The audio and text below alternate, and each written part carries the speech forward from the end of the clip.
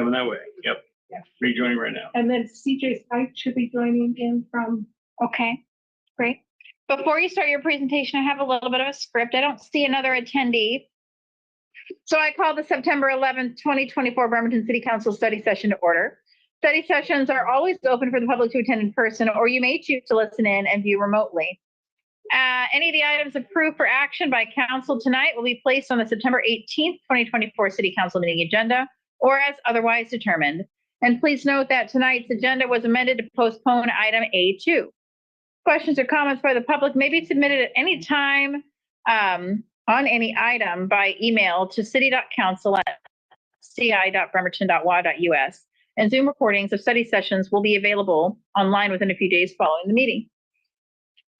Tonight we have Councilor Eric Younger and Councilor Michael Goodnow absent. Yeah, you're going to do the great.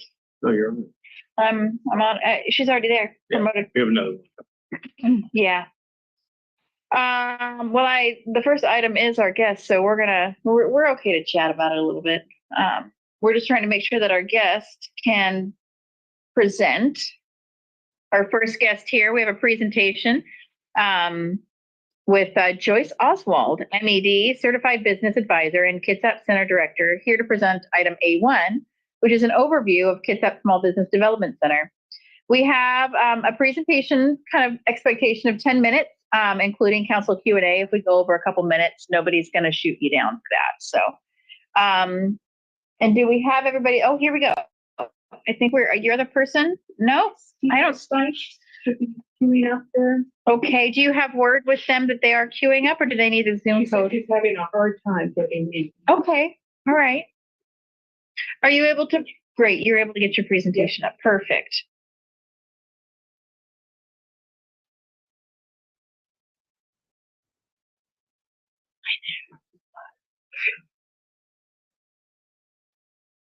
All right.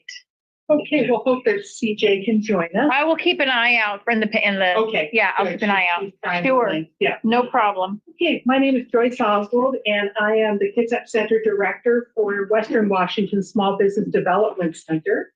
And we started up in 2019, just right before the pandemic.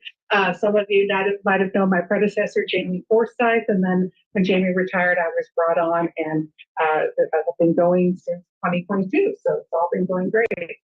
And just our mission and vision statement, really we're here to provide that one-on-one technical advising to small businesses. So one of the things that we focus in on is, meeting with them in person, going out to their businesses. We've been doing a lot of outreach events in the community. In fact, I just came from the spot where I was meeting with a client right down the hill here. So, and we, meet with them all over the county. So we're just a part of the whole community wherever we go. And this is our team here in Kitsap, CJ Stites, who is trying to get in here on the event here. She's up in Bellingham. So we have a large center up in Whatcom County that's been there for about 40 years. And then, of course, myself as the center director. We also have Melissa Tano, and Melissa focuses primarily on North Kitsap. And we try to kind of split the county so we can best serve all parts of it. And then Ash works for us virtually. She's actually a restaurant expert. So she's been really helpful with restaurants here in the county. In fact, a lot of them are struggling, as I'm sure you know. So we've been really trying to reach out to them. She's also worked with small farmers. She has a really strong ag background too. So we've been doing some webinars with small farmers too. So just to kind of give you an overview of last year of what we did in the community, several business starts, help folks get loans with capital formation. So this is with local lenders and some of the nonprofit lenders out there. Of course, quite a few sales, the revenue for these different businesses, about 500 jobs within our clients. And as of today, we have 340 clients here in the county. And during 2023, we were able to advise 160 clients. And that's when we brought on Melissa kind of halfway through the year. So we've actually sort of doubled that now in 2024. And once again, same thing with our hours, that will probably be doubled this year. And then we really stepped up the training component. I'm a former educator and feel very strongly about providing educational opportunities. So this is a photo here of Matchstick Lab, which is a great program. This was supported by the Washington State Micro Enterprise Association and the Kitsap Economic Development Alliance. We've had 2 cohorts now. They've been working out of Vibe Coworks. We do one-on-one mentoring with those participants, and the BEST program did their 8-week course with all those participants too. So really great opportunity for small business owners. And then sort of some of the highlights, and I'll go into more later slides with this, that we've worked on. The one thing I wanted to point out from this slide is this year I joined the Economic Vitality Committee with the Downtown Bremerton Association. We've been working on the Main Street application, working closely with Jeff on that. I've learned a lot about downtown, including our 25% vacancy rate for retail spaces. So one of the projects that I've been talking to people about is setting up some kind of retail small business incubator where potentially we could have some little pop-up shops too. This has been successful in other historic downtowns, so something that I sort of have, on the horizon to keep working on. And then I'll talk more about some of the other outreach opportunities we've been working on. So one thing that we're really proud of is the BIPOC business forums that we've been able to hold. We've done 3 of them so far, 2 in 2023 and 1 in 2024. And we had a nice chunk of ARPA funding, which was administered through the county, which was wonderful. So it provided us, some really wonderful opportunities to reach out to underserved business owners and get them into the room. And so 2 of these we held down at the Marvin Williams Center. First one was on building a stronger business. The second one, we actually have a lenders panel. So we have 6 lenders come in. We had the Small Business Administration as the moderator for the panelists. Jamie Sacco from Seattle came over. And so just great opportunities. And what from this then I found, we meet with people one-on-one, we really get them going and get them really engaged in that process. So we've had resource fairs with that, networking, more presentations, et cetera. So just trying to connect people with all the great resources out there. And then employee ownership. And so, this is sort of the wave of the future. The state has passed legislation to encourage employee ownership. There's some financial incentives for that. And, I really think that's the wave of the future, to have employees more vested in their workplaces. A great example here in the county is State Boats that is going to an employee stock ownership program. And so they're working on that. But I think there's an opportunity for smaller businesses. We're running into a lot of businesses that are basically looking at succession planning. So they would like to have the employees take over. So we've been working with the Northwest Cooperative Development Center. They're out of Bellingham and Olympia. And there's a new employee ownership center that's actually being run out of the Whatcom Community Foundation. So we're partnering with them. I'm a former tax accountant, so this is kind of my area of expertise, and everybody has tax questions. No lack of interest there. We do. Yeah, exactly. So I've been holding workshops all over the county. I think there were 7 of them in 2023. I've done several more in 2024. We'll continue to do them. What I've been doing is doing them in conference rooms around the county, like at banks and other locations. But then also like with the Matchstick Lab students, I've done a workshop also with the best students that are over at Kitsap Community Resources. And so the idea being, let's get good information out there. Recently, we also held one with the Washington Department of Revenue at the Kitsap Credit Union offices. And that was really terrific because we had a whole room of small business owners talking about business and occupation taxes, sales taxes, and to realize there's great people out there to help them, and they were excellent questions. So really fun to do these workshops all around the county. And then another topic that I think we're all quite aware of, we've seen some recent movement in this area, is cybersecurity. I went out at the airport last week and we were told not to check our luggage because they didn't know what to do with it because of their cybersecurity attack. And so, as we know, people sometimes think, oh, I'm just a small business, it won't affect me, but of course it can. And so we have a wonderful local resource here, Angela Henderson. She is the cyber range expert up at the Fallsville campus for Western. And so she's been hosting these workshops with us. Melissa has a strong technology background. So they've been teaming up and doing those presentations around the county. In fact, we're doing one September 20th next week. It's coming right up. It'll be at that credit union office. So we try to get that word out to as many small business owners as we can. All these are free events. And then partnering with Kitsap Community Resources, I regularly go into the BEST program, really terrific program. Work closely with John King there. and help those cohorts. Some of them either have previously been my clients or become my clients after class. So great partnership there. We've really stepped up our digital marketing. We've put things out on Facebook, to really get to those underserved business owners. I think it's made a huge difference. I notice all the time we get new people in, I just saw that on Facebook. I'm coming, great, and so we're really trying to connect to people who normally wouldn't find our services. So it's worked really well. And then also with we have a monthly newsletter. We have a really high open rate on our newsletter and sent over to over 2,000 contacts in the county. And we try to, emphasize any grants that are coming up, workshops, anything of interest to local businesses. And we have a great marketing team up in Bellingham that works on that every month. And then we've been stepping up our bilingual outreach. I have some Spanish-speaking ability, so I've been connecting with Spanish language business owners. Also partnering with the BEST program has just done a Spanish class for that. Yeah, so Angelica Yanton Winter, who is a wonderful educator, has been doing that. So like I went in and did the tax class with her. And so we're partnering up and, trying to get that word out and work with folks who are starting up their own businesses. But then there are undocumented ITIN holders that need our assistance. So that's been really successful. And then one of our great accomplishments here was working with Rima Schultz. I reached out to Rima shortly after I took the position and connected with her before she opened her shop down on Callow. And then really was fun to go to this presentation where she ran the London Day Award this last year. So, some great successes. And we regularly partner with the folks down at Charleston Business District, downtown Bremerton Association. Great to have those connections and work with that whole group of people. So. And then, of course, what's happening out there in the world is, we still have the rates on loans, et cetera. We have had some success with grants. So I helped several restaurants here in the county get some of the Working Washington grant funds. So that was really helpful. Even if they got a few $1,000s, it was a big help for some of them. And then before that, the arts grants, we actually had one business owner here in the county who got a $30,000 grant with that arts fund that came up. So that's been really helpful. And of course, our unemployment has fallen down. The most thing I hear from small businesses is trying to hire people. Yeah. And then, of course, still some supply chain issues.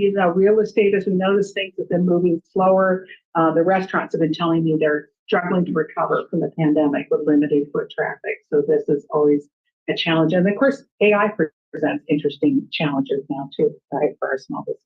So, sometimes it can be helpful with content generation, et cetera, but some small businesses are concerned about that. And here's our contact info, and we're always available. And I think, Mayor, on the county website, or the city website, on the business license website, I think you have a link to our webpage there. Yeah, I think I checked that the other day. So that's what's been great. And people contact us as they're getting that business license. Oh, wait. Any questions?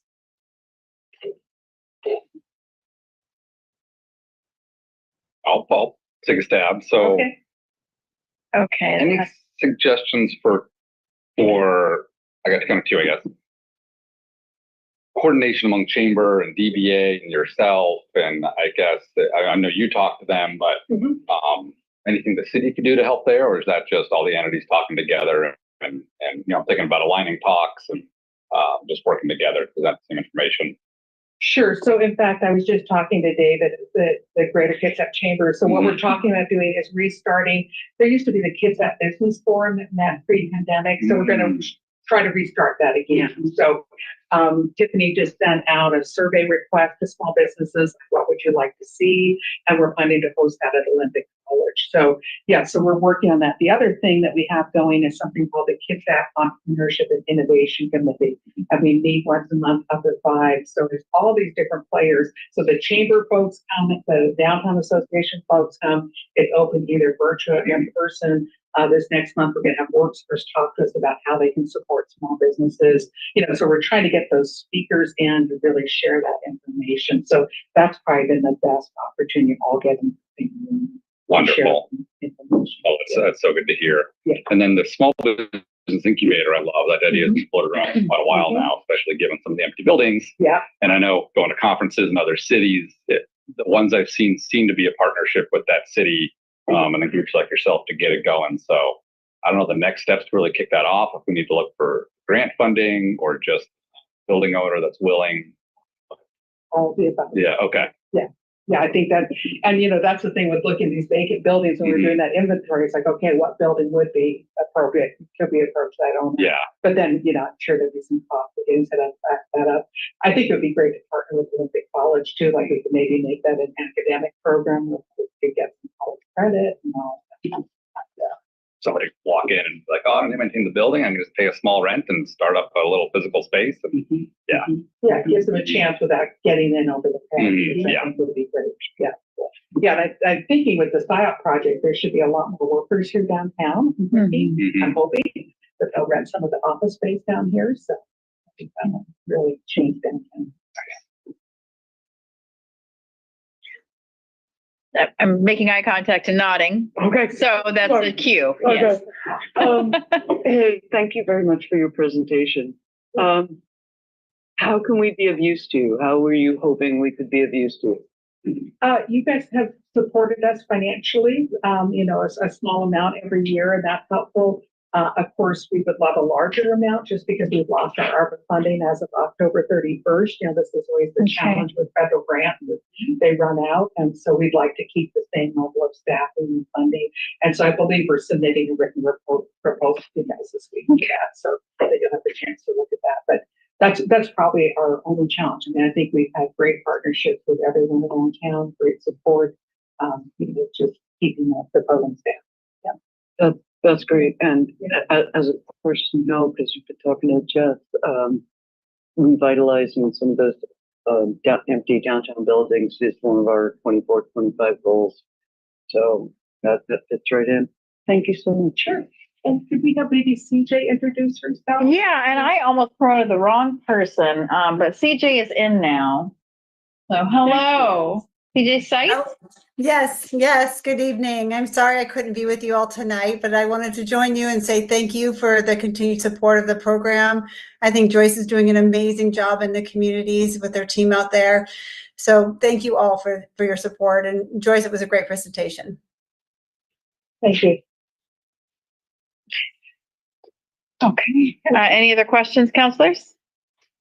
Go ahead. Yeah, Denise. This is often a question, as long as we've teed up that there may be a request, coming.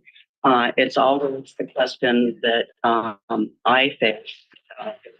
It's a good one. If for whatever reason we and other entities aren't able to kind of supplant that loss of ARPA funding, which of course would never really meant to continue year after year after year in a budget. But what would the impact? I'm all about what will the impact of something like that be on Bremerton? Have you mapped that out? It sounds to me like you're looking at a potential loss of revenue and gearing down for that. And just wondering what you're going to do if we can't raise the award. CJ, did you hear the question? Could you answer that? I did. I'm happy to take that one. So of course, we've been thinking about that too with, the cliff of the ARPA funding, and I appreciate your question. So at this point, we have a little bit of money that we, are putting towards it. We are not fully funded to continue operations with another advisor. However, she's busy. The capacity is there. So we're doing everything we can. We do have a little bit of runway. So we're looking at different grants. We have a pretty large ask out to Kitsap County and with the Department of Commerce. We're continue to be talking to all the cities and all the counties and the ports to help with this funding. The model has always been we can pull a federal dollar down if we get a local dollar. And so we sure hope to do that. We think the need is there. We've demonstrated that case. So we'll be doing our best. If the worst case scenario happens, after we have this bit of runway here, I would say about 6 months that we had to keep looking. the worst case scenario would be we would have to do a reduction in force, and that would likely mean waiting times for people. At this point, people can get in a few days. So, but we're going to try really hard to make that not happen. Thank you. And thank you for that. Obviously, you have been discussing it. Thank you for that information. It's reassuring. Thank you, Ms. Seitz, for joining us, and Ms. Oswald, thank you as well. If we have any further questions, we can email you directly. And I appreciate your time and the work you do for our small businesses. Thank you. Yeah. Thank you very much. Have a good evening. Thank you for your time. Okay, item A2 has been postponed to the September 25th study session. So I think there's going to be some a report that's going to come out. Is that right, Denise? It's out, and we're going to be briefing over the next couple of weeks on it and come back at another study session. Great. So agenda bill briefing. So we've asked for kind of a maximum of 5 minutes for the presentations for the next few. There was item B10 that was given a 20-minute time period, but we're going to go ahead to B1. IT manager, kidding. Finance director Mike Riley stepping in Multiple hats. for Dave Sorensen here to present item B1, acceptance of FY fiscal year. That's what FY means. 2023 state and local cybersecurity grant. Finance chair is not here. Who else is on finance? Dane, are you on finance? Was this discussed? Both of our finance peeps are gone. So was this discussed in finance at all? I don't recall. It was a light briefing. I think a light briefing. Okay. Yeah, maybe Very quick. very. All right. This will be too. Go for it. So I'm here to present for Dave Sorensen. Want to be here. He's out sick. See, Hans jumped on just in case we have technical questions, but hopefully not. So real simple. We've been chasing down cybersecurity grants.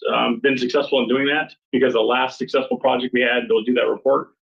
We were successful in receiving just over $200,000 the next round of cybersecurity funding with no match. So the state has approved. We got notified. The state's going to match that.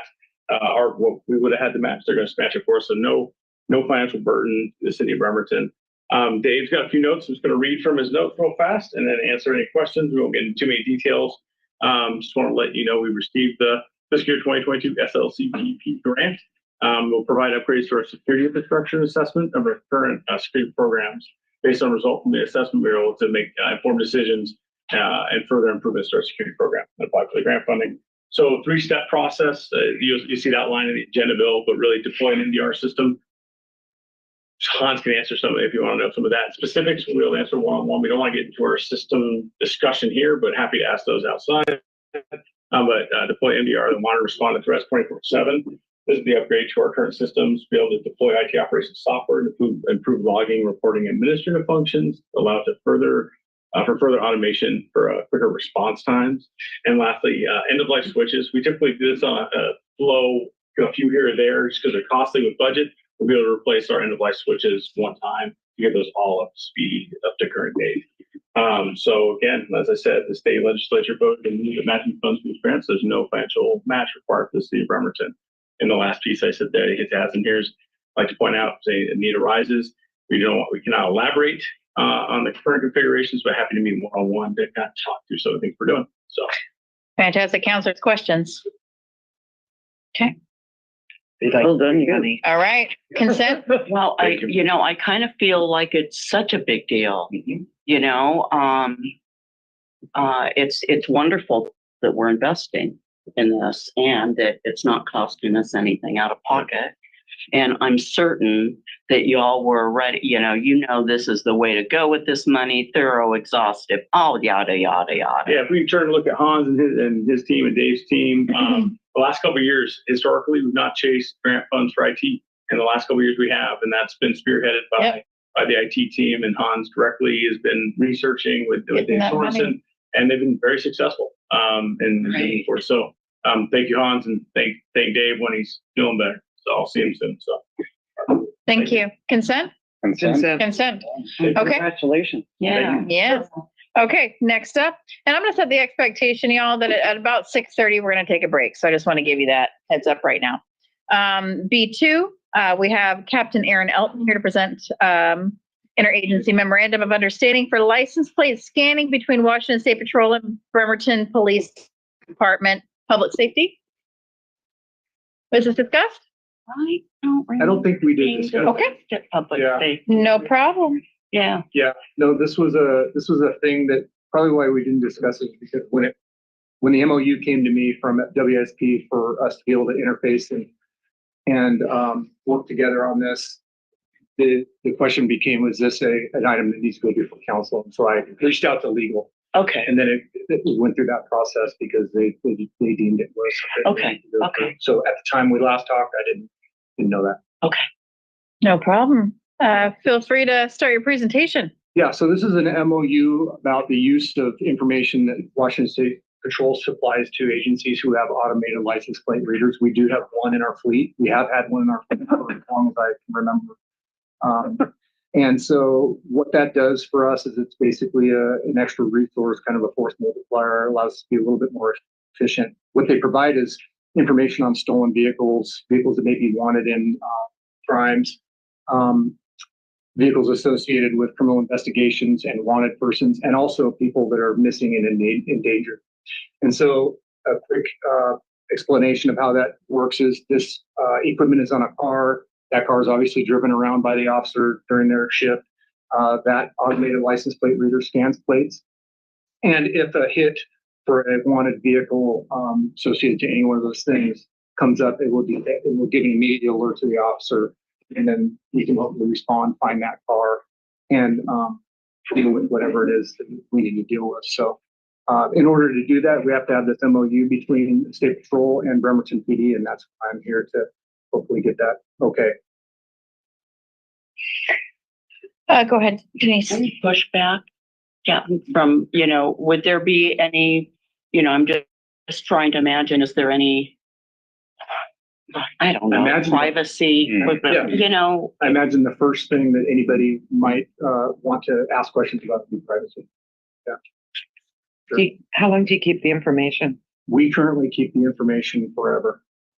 So of all license plates or just ones that had kids? yeah, so any license plate that's scanned goes into the server, and it's kept on a forever basis at this point. That means that if at any point 6 months from now we have a crime, they could come back to today and say, in this area at this time, which cars were present.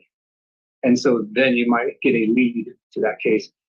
The case, it's not a fishing expedition. There has to be a legitimate law enforcement purpose and something that ties it to it. It can't just be acted upon by itself, that one piece of information. Cannot do that. So yes, we need forever. has the city attorney, any concerns with, I'm thinking of former council members, maybe, like Quinn Dennehy or others that would I think it sounds like a wonderful tool for law enforcement. And so maybe I should just be quiet, stop being devil's advocate. No, I think it's a great question. In fact, it's one of the things that comes up commonly in this conversation. The first thing is privacy. Yeah. Personally, I don't like the idea that they're kept forever, but I'm sure the rest of the council, or the majority of the rest of the council, doesn't feel that way. And it's not like we can take it apart, take bits and pieces out of it. So, well, when you look at the records retention schedule for Washington State, which is what governs all of our records retention, it is defaulted to forever. Doesn't mean you need to keep it forever, but it is defaulted to forever. I read it today, the most up-to-date version. And the reason behind it is what I explained, is you may have a crime 6 months from now that valid information or valuable information, you might have secured that today. That doesn't, and again, you can't fish for information. You can't just go, I found this plate 3 weeks ago. I think I'd like to do a little bit of investigation on this person. You have to have a valid core transaction in order to dig into that person's information. It has to be attached to a case or investigation. So what triggers the scanning of a license plate? If, for example, like a broken taillight? No, all Everybody. plates are scanned. So All of an officer that's driving down the road can scan and run any plate he would like. Okay. Okay. but this is scanning it all the time. Scanning plates all the time. And is it feeding it to some GPS system? Like, so it geolocates? I don't know the answer to that. I'm assuming that you would get that information because, for instance, Impark uses ALPR for parking. And the way that works is they roll down the street and they reported what cars are parked there. And when they come back around after a certain time frame, they'll see if the car has been moved or not. So in part, that's how that works. So I assume location is part of the data. So basically, this information that is kept forever has been going on quite a while in various other spheres, like Impark and others. Yes, we've had our ALPR system for a long time. What we haven't had is this active MOU with State Patrol, which shares the stolen Okay. vehicles involved with crimes, those things. So this isn't BPD suddenly using that. It's agreeing to share. Correct. That's correct. Thanks for clarifying. That's a good. So what other jurisdictions use this? It looks like it's an MOU that's pulled, it's a form MOU. It's just catered to us. So lots of other jurisdictions probably use it. Do you know? Not just in Washington State, but all states. You can actually share the information with other states. But what other jurisdictions use it specifically? This MOU, the MOU itself, other jurisdictions are utilizing the same sharing. 100%. Okay. 100% of everybody in the state is using it? You're correct. Okay. Some other people are using. Okay, but you don't have those off the top. Okay. I don't have a list of agencies. And so how does it coordinate with, so some things are reported in Kitsap County and BPD as opposed to Washington State Patrol? Does Kitsap County coordinate in the same way with an MOU with WSP? I don't know if Kitsap County has an ALPR Okay. system. So if they don't have one, I would assume they don't have the same agreement. I understand that, I mean, there's a lot in here about privacy, but as someone who's had my car stolen twice, a very low value car, and I was not given a lot of respect when it was stolen. And a lot of, it was not a very high value car. So, to know there's a little extra security out there for people like me to maybe get a hit that their car has been stolen. So somebody drove my car around for a month around Kitsap County. That's why I'm asking. They drove it around. They were in that Kitsap Mall. They were driving all these places. People were telling me about it. If you would have had an ALPR system on one of the vehicles in Bremerton, maybe they could have got a hit, got pulled over, got my car back sooner. Yeah, maybe. Lots changed in that way.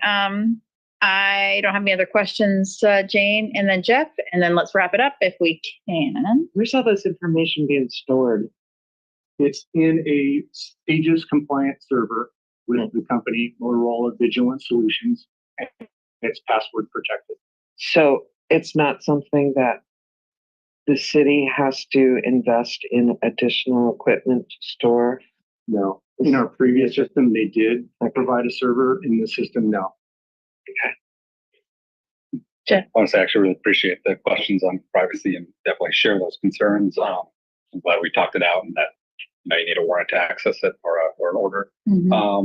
Did trigger a thought though. So as far as automated license plate readers go, we I think have 2 units now on with Impark for parking enforcement.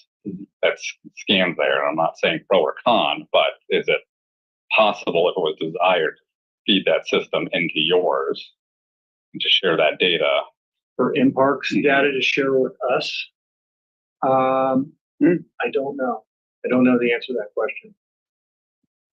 Just because if we see this as an overall net benefit to combating crime, we're helping stolen car, or kidnapped, then those plates are basically being scanned several times a day by Impark, then maybe a potential there. So my immediate Throw it out there. question about that is their purpose is pretty one-dimensional parking enforcement. Yeah. So I'm not sure that would be okay to share with law enforcement. Right.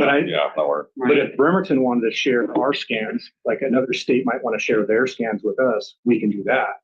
But I'm not sure about parking enforcement to police application. Yeah. I don't even know how I feel about it, but I just want to put that idea out there. Okay. Might discourage people from parking downtown. Car, yeah. All right, folks, any further questions or do you want general or consent for this? What are your thoughts? Then, Okay. Thank you, Captain Melton. yeah. Okay. All right. we have up next item B3, Contracts Administrator Melinda Monroe, here to present item B3. Oh, this is exciting. I'm kind of excited about this. An ILA with interlocal agreement with Kitsap County for volunteer litter cleanup services. I don't know that this would have gone through any particular committee. What did it go through? Any committee? We mentioned it really briefly at the parking. Okay. All right. Keep it brief. Cool. Thanks. This has been a long time program offered by Kitsap County, and we've benefited from a long time the city of Bremerton as we're a member of the Solid Waste Advisory Committee. But in the last couple of years, there's been just some changes in our committee, and we've been going through evaluations. And the county would like us to enter into an interlocal agreement for litter services across the city of Bremerton. There really is no major changes to the program, I will say that. So if you look at the attachment, there's a volunteer litter services agreement. That is not new. That's something the county has provided to the volunteer agencies for many years, as well as the liability ones. We'll see that. But those are things that they've just had in place. And this just sort of defines the program. There's two portions. There's the litter cleanup for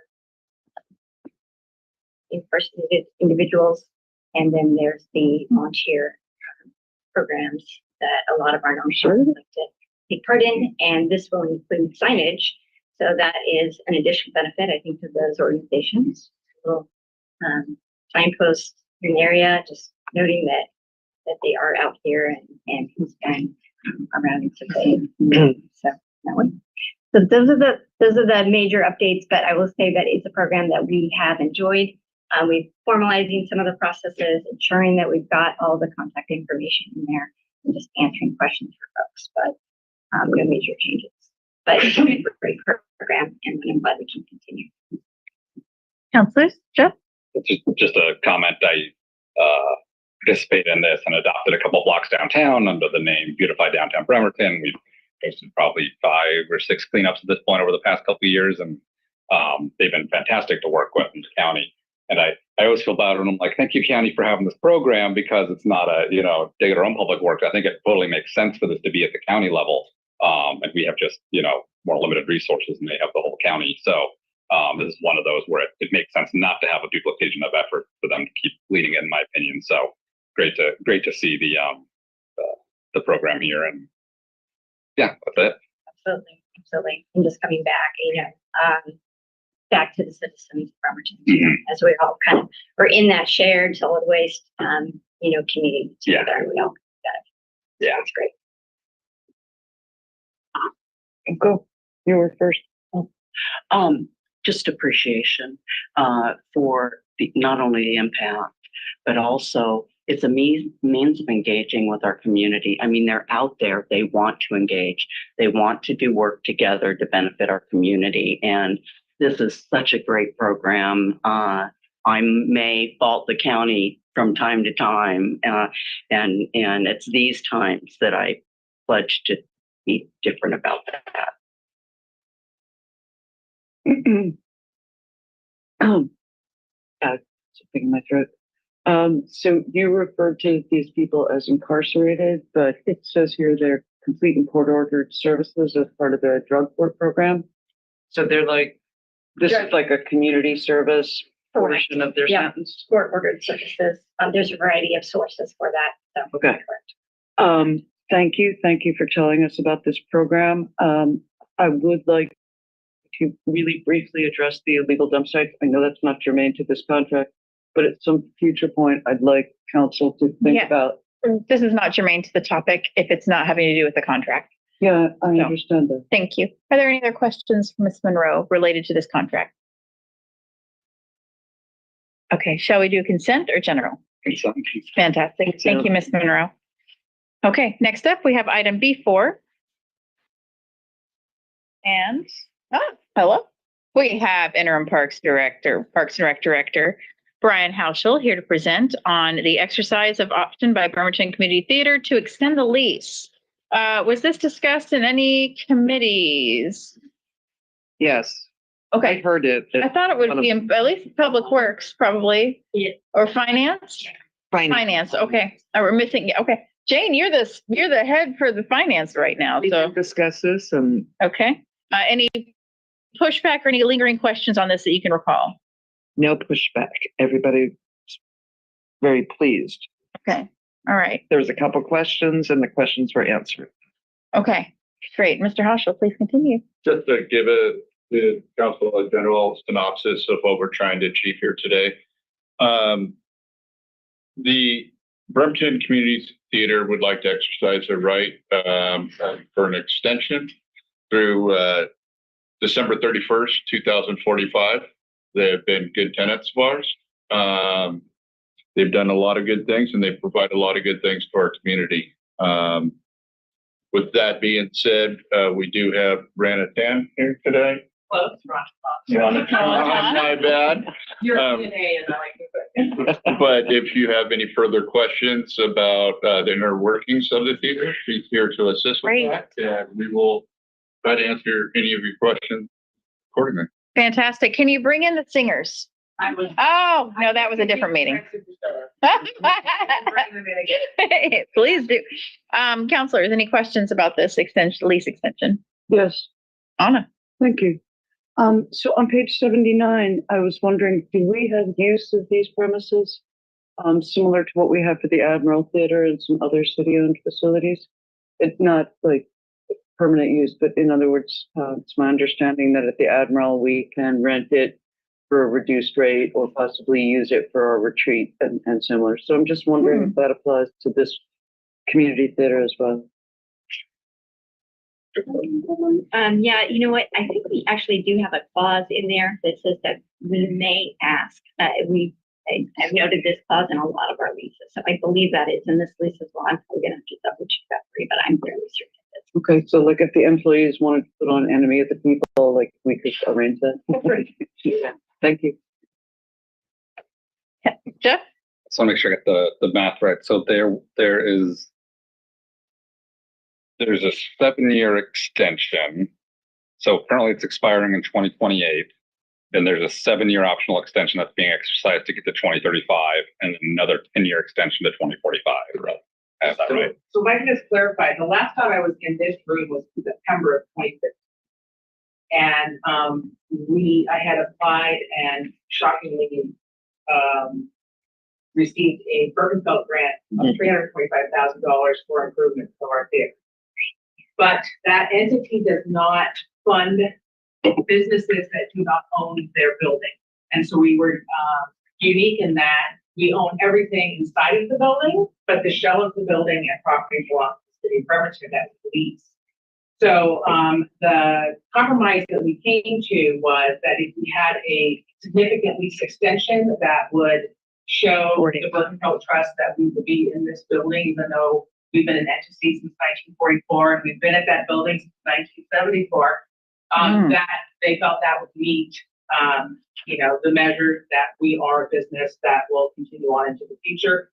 And with a 30-year lease extension, which is what we had requested in 2015, they said no business can guarantee they'll be around for 30 years. So they were very happy with that. So there was actually, I'm holding my phone because Josh Farley wrote an article about the whole thing. So I was trying to get my dates correct. So it was approved, the 30-year lease extension at that time was approved. We completed the project in 2016. Part of the agreement was that we show that we have done everything we need to do, which we did, and somehow it got lost in translation, the final process. I don't know if there was change in leadership here. Our board is all volunteer. I think there was some transition issues there. So we've been trying to get follow-up for this and get this signed so that we can, actually complete what we said we would do for the Berkeley grant. Okay. So just to summarize, this request is to stay in compliance with the grant. Okay, thank you. Councilors, any other questions? Oh, go ahead, Mr. Hoffman. This is a time-only extension with no fiscal impacts to the city. Great. Just as for Perfect. Councilors? Consent. Consent. Thank you. Thank you. Okay, next up, we have item B5, Engineering Project Manager David Powell here to present item Public Works Agreement with Pape and Sons Construction, Inc. for the Lewis Avenue Sewer Replacement Project, Public Works. Any lingering questions or? No lingering questions. Okay, and you gave the head nod to it? Yes. Fantastic. Okay, thank you. Mr. Powell, you're up. So this is the contract award consideration for Lewis Avenue project. Now, we went to the Public Works Committee with this project on the 20th of August. We opened bids on the 28th of August. We had 3 bids. They ranged from just under 400,000 down to 308,000. Your engineer's estimate was 313,000, so we were right in the ballpark of the actual bid amount. So our ask for this is to move to approve a contract with AP Sense Construction. I will say that we're going to return to this site after the construction is complete to install the ADA ramps on the sidewalks. There'll be 4 ADA ramps at the returns of South Avenue and across the street on Lewis. So the project is 60 days. That's the contract duration. We would start early October, assuming the council approves the contract. I'm open for questions. Fantastic. Consent? I'm trying to rush through here. One thing I want to add is this area is going to be totally repaved too. And then it's our crews that are constructing the ramps, correct? Questions? No. Oh, okay. So it was going to be that simple. Consent or general? Consent. Consent. Yep. Thank you very much, Mr. Powell. All right. Low estimate, cowabunga. There we go. I love it. Okay, I think you're good to go. You got your consent. No questions. You thought it was going to be harder, didn't you? He's ready. All right, fantastic. Well, that was B5, B6, Acceptance of Defense Community Infrastructure Program Grant for Central Bremerton Force Main Replacement Project. Jane, any lingering questions on this, Mr. Powell? Or Yeah. okay. And Mr. Powell, please take it away. Okay, good news story. This went to Public Works Committee also on the 20th. We talked about this.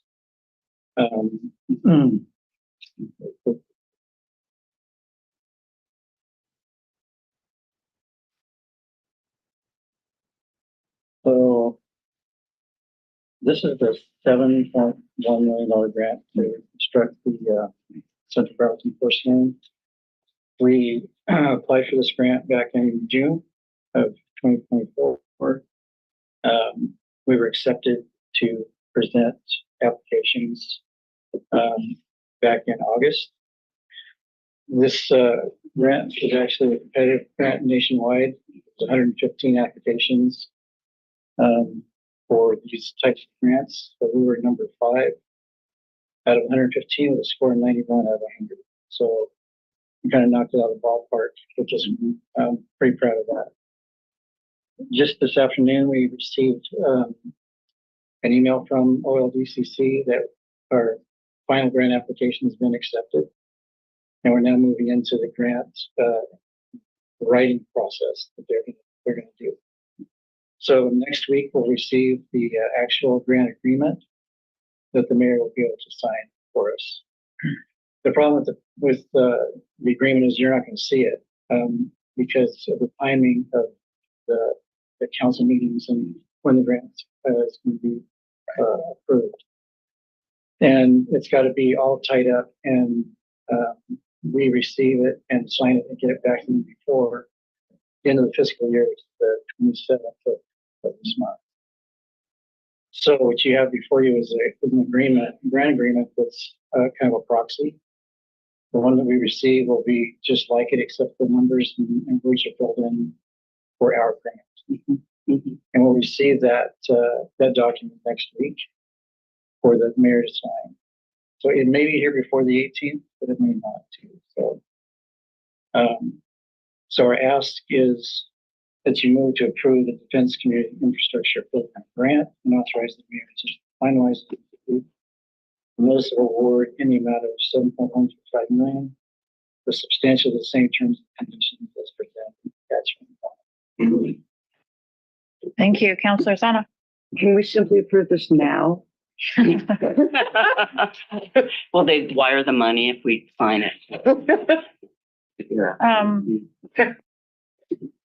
This is really significant. We've never gotten money from them before. Nice. Real money. So I'm really proud of our staff for being able to work through this and get all this money for us. This was not a planned project. This is an emergency. So this is great. Thank you, Dave. It's an emergency that'll prevent future emergencies. I'm sorry. I love it. One of the Preventative. benefits of being a Navy town, may I just say. We got a lot of help from the Navy. We got a lot of help from the community. They wrote letters to support this project. So it's been a heavy lift, but it's been a real good team effort, and we should be proud. Absolutely. That's good. Consent? Yeah. Okay. Thank you, Mr. Powell. You're out of the hot seat now. Thank you. All right, wonderful. Next up, we have city attorney for a few items. We're going to give a couple minutes or a couple seconds for transition here. See some folks who are happy to be leaving the meeting. All right. So it looks like 1, 2, 3 items. We're going to get through. Here's what I think we're going to do. We're going to go through Attorney Fennell's items, and then we'll take our break prior to Mr. Jackson's item. So let's just mentally plan for that, if that's okay with everybody. Yep. All right. Item B7, City Attorney Kylie Fennell, and we have our HR Manager Charlotte Nelson here to present item B7, Diversity and Community Engagement Manager position job description.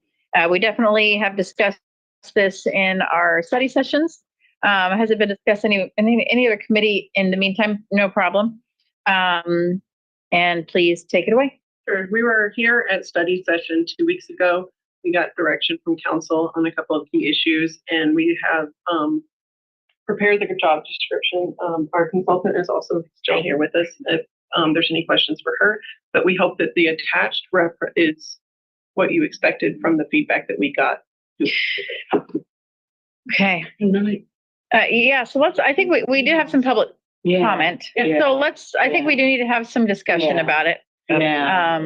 Yeah. Thank you. And so, counselors, where are we sitting now that we've received some public, we gave direction, but where are we sitting now that we got public feedback?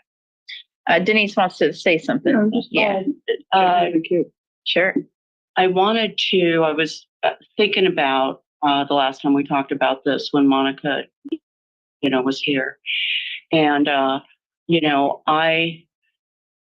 just want to say, I have been rethinking that conversation, at least the part that I took part in, and pushed back quite a bit at some of the points that were being made. And so I was already feeling that, right? And then I got the public comment, and I really appreciated that. And I was really glad that we kind of stretched this out, purposely, so that we could have more discussion at a study session. And I'm not saying that I necessarily feel any differently about the decisions we made, but I do think that input from the community was lacking somewhat, except through you and right, and hearing it more directly resonated more with me somehow. And I'm just wondering, I'm throwing it out there, and wondering if we should revisit it or if anybody else has any feelings about that. So that's all I wanted to point out. Kind of say it, like, I'm sorry. So it's like no professional courtesy. It was, yeah. Okay. Work source raw. So let's just have a discussion with each other about this. We got our feedback from the consultant, the community. How are we feeling about switching it to director level versus managers? You had Anna and then Jeff and then Jane and then I'll go. The three emails that I have read that contain public comment. There was a fourth. Okay, I'm just saying I've read three. They were all very similar, so. But the central point seemed to be that the DEI person should be in the department director meetings. And I'm just gonna say, Charlotte, you're a manager, and yet do you attend the department director meetings? No, Sometimes. Okay, it's a special guest. okay. Is it, and then I'm asking all of you, is it possible for someone who is a manager to attend the department director meetings regularly, like every one of them? If I remember correctly, the discussion last time was about this, and that since this position was reporting to the mayor, that would qualify them to be at the meeting. Well, From what I but I understand. don't see anything in the job description about the duties and responsibilities, including attending the department director meetings. Right. They're not that, I guess is what I would say. I mean, Well, it- sometimes, I guess what I'm saying is Please that go. there are times where, I mean, I think in recent, there's, some people are there, some people aren't. Sometimes I send Charlotte if it's more of a HR issue. Sometimes if it's like an IT issue that we all need to know about, Dave Sorensen would be there. So, I don't know if it's something that sometimes we don't even have them. Sometimes we have extra ones. Sometimes it's just one-on-one. So I guess it's not like a codified formal process of everyone sitting down with the mayor. He kind of meets with who he wants to meet with that week. Sometimes I'm there, sometimes I'm not. Well, since the position was designed to diffuse throughout the city, would it not make sense to have it be part of the job description that they attend every one of these meetings, but no matter how codified or formal they are? Well, that's what I'm saying though, is that like, I mean, I'm diffused throughout the city as well. And I certainly don't attend every meeting that the mayor has with other directors. And I So, want like if he wants to meet with Tom Nucky, he can meet with Tom Nucky. I want to place a caution here because we can't direct administration. We can't direct administration to manage their staff. We totally can. We We can't. can, So we however- can't put something in a job description saying the mayor must meet with this director every week. Is that accurate? We can't do that? We can't direct the mayor what to do. That's not our role. We can put the expectation that they are welcome. to be there. I think what I'm hearing out about it is I think the focus is on having an impact on policy. Yeah. And that's the concern, not whether they're in a meeting or not. I mean, you want the person to have impact on policy. And I think that whether the council puts this at the manager level or the director level, the person is going to have impact on policy for sure. And it will likely not be tied to whether it's manager or director. There's many people within the city that have policy impacts that are not either of those things. For example, Angela Hoover, city clerk, doesn't have that title, but when it comes to public records, I mean, she tells everybody what to do, right? She sets the policies on records retention. She's the city's records officer. She manages like our public records response and the transparency and compliance with those statutes. And so I'm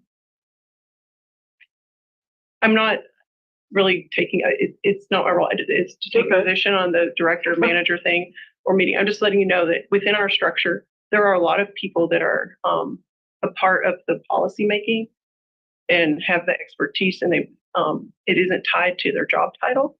And ultimately everyone on staff is for the mayor. And so if, for example, Mike Riley makes a recommendation regarding finance to interim director Herschel, he doesn't do it. He doesn't want to implement that. Mike can't make him, but he can then go to the mayor and say, Mayor, interim director is not following my recommendations. I have concerns, enforce this. And that's going to be the way that role works in the city structure, for whether it's got a manager, director, coordinator, or specialist. I'm trying to think of all the other types of roles that we have. Analyst is another one. That person is going to be in charge of implementing like a program within the city, and they're going to be reporting to the mayor directly. Anna, has that answered your question, or is there more? Has that answered your question? No, Okay, because I but feel it's a like, really quick follow-up. yeah, please, yeah, because I feel like, yeah, go right ahead. So if this position were a director, would they be attending the directors meetings? The department director meeting? It depends if the mayor wanted them to be at the meeting. I think it's going to be up to the mayor if he wants to go to the fair meeting. I'd like it to be, I am voting, as it were, that this be included in the job description as a direct response to what I think is rational, reasonable comment from our community. That the manager position be invited to attend the department director meetings, and with all the caveats that attend any other department director. Yeah, you have, well, yeah. I was just gonna Can you say- remind me your name? I have Monica. Monica, what was your last name? Blackwood. Monica Blackwood, thank you. I can look back at my In the notes. job description, there is, this, top source that says, serve as a subject matter expert on diversity, inclusion, equity, and belonging, provide leadership and guidance to city staff, the mayor, and city council. We could easily type onto that, be involved in appropriate level discussions when conversations are needed or something like that. So Jane, you don't have to raise your hand because I already gave an order. So Jeff, you're next, and then Jane, and then I'll. Gotcha. And just keep it to director and manager for now and other issues. Director versus manager is what we're highly focused on. I think everything else has reached consensus. Is there anything else that we really need to discuss today? But I'll set it aside, yeah. Oh, okay, thank you. Well, let's focus on director. Let's do a round of director versus manager. Honestly, I'm not opposed to Anna's suggestion to put it in there that the expectation is that they'd work with everyone. I think in addition to that cited, it does say considerable and frequent contact with mayor, city council, and other department directors, as well as local, state, federal, tribal government. So I think it's mostly in there, but if there was a small language tweak that satisfied, I'm not opposed. I went back to the CMFR recommendations after seeing the public comment, which I do really appreciate because you need feedback on this. It's not easy. But the main recommendation from CMFR is they do say, quote, we strongly recommend this position be hired at the director level and report to the mayor. Then there's two sentences that say DEI is a vertical integration throughout an organization. DEI departments and personnel that are enveloped by another department almost always struggle to succeed as they lack empowerment. They're deprioritized. And so I took away the main, what I said last time was the main takeaway was that we don't say this is a position within HR. It is its own standalone, directly reporting to the mayor. So I think we have succeeded in that. And so I understand the public comment on assigning, significance to manager versus director, and director sounds higher. But what I land on is this conversation on, do they have direct access to the mayor, to other department directors? Which I think, as we've crafted this, I believe they do. And I'll just ask the mayor sitting right there, if mayor, this person's hired, would you invite them regularly if you had a meeting of, if it was just an all hands directors meeting, what's going on this next week? What are we tackling? We got this big event coming up. This person would be invited to that, right? Yeah, I still haven't, I think Kylie and some others kind of highlighted, this is a direct report to me. It's a new position. So the goal is to have this position be successful. So it just depends on, will it be useful for an individual to come and sit in a director's meeting, or are we checking a box so we can say to you, we checked this box? Right. I normally don't operate that way. In fact, I do not operate that way. So I expect, though, to have reports and updates for you of what we're doing with the director and position and how that's benefiting either our employees or staff, or how we, depending on if we focus on outward facing, integration in the community, we may prioritize that first. So, There's a lot, brand new position for our city. So maybe whichever I appreciate. So if we called it a manager versus a director, does that influence your, how you would interact, communicate with them? Yeah. No. Okay. And the other thing is that directors' meetings aren't required, so Mayor Wheeler could just, they're not like a statutory requirement or anything like that. And I've worked for mayors that don't have them. And so just putting that out there that he can meet with his employees on the basis that he wants to. I think the person is required under the job description to meet as the mayor have meetings that he directs them to do, but certainly if they're busy with other things, it's not going to be a requirement. So some of my thoughts, I'm not seeing a functional difference between the two. I understand the stature of the title to the community, that distinction, but as far as functioning within the city, I don't think there's a difference.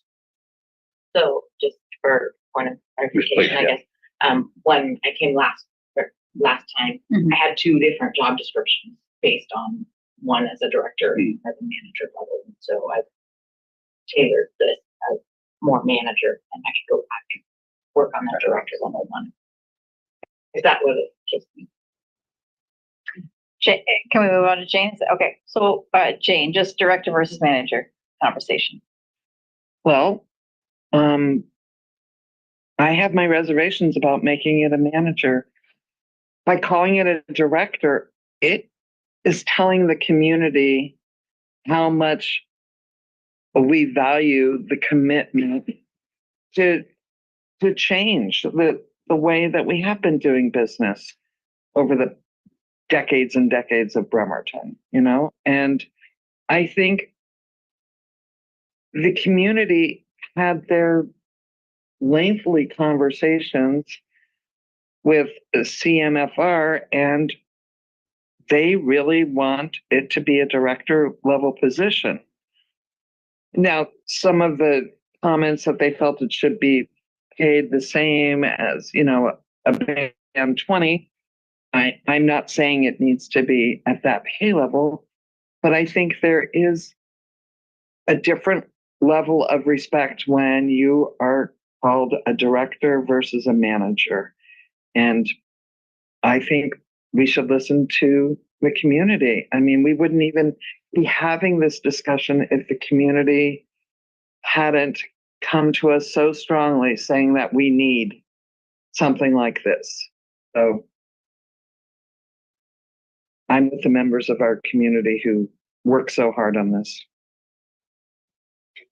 Okay, so we have Really, I know Oh, initially, but I haven't really weighed in about mayor or manager manager versus. versus.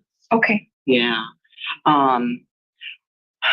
The sticking point for me comes, I get everything that Jane just said, and I get the community's perception that it would be given a lot more respect, probably without the organization, whatever. And I've certainly had positions in those realms, and I get that. It's perception. What I want to look at is the level of work that's going to be expected. And the other thing that we have to look at in an organization with any more than one employee is how this fits with the rest of the organization. How is this going to impact? Where does this fit? Yes, we want it reporting to the mayor, but do these job descriptions between the directors look so? This one supervises, 100 people. This one's and has a budget of millions of dollars.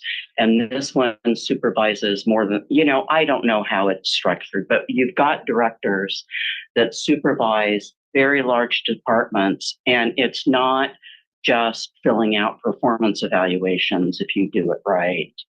And then managing a budget, I can tell you, it takes work in it, So you have to take that into consideration if you're in charge of a large organization, and we are. And so the impact to employees and their perceptions Are we valuing this position that does not supervise a single person and doesn't have any budget yet? I know they will have a budget, but they won't have staff. Should we value that at the same level as our other directors? And I'm not sure that I want to do that. I want to value it, but I see that as being different. That supervision and management of budget is huge, a huge aspect of a director position that is missing in this job description completely. Because this is a manager job description. It's not a director job description. It still wouldn't include the supervision of people and the management of a multi-million-dollar budget. And I would look at it from a different. Okay, that's what I want to hear. Where, yes, you have departments who, have hundreds of employees, and that director is supervising all of that, and they're supervising multi-million-dollar budgets. We'll take the budget part off the equation because we don't even know what this person would have a budget. Don't know what it would be. Also, this person is going to be the front face and doing so much outward activity that in another department might not exist for that director at that same level.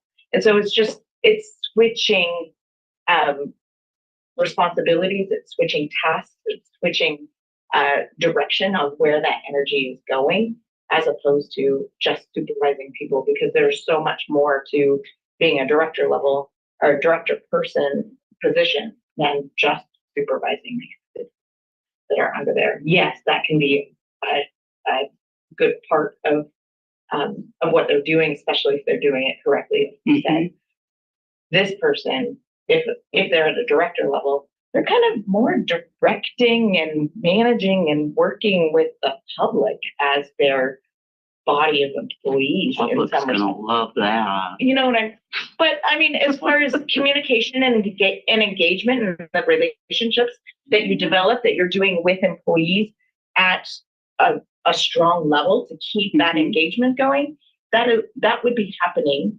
ideally with the public as well as the entire group of city employees as well.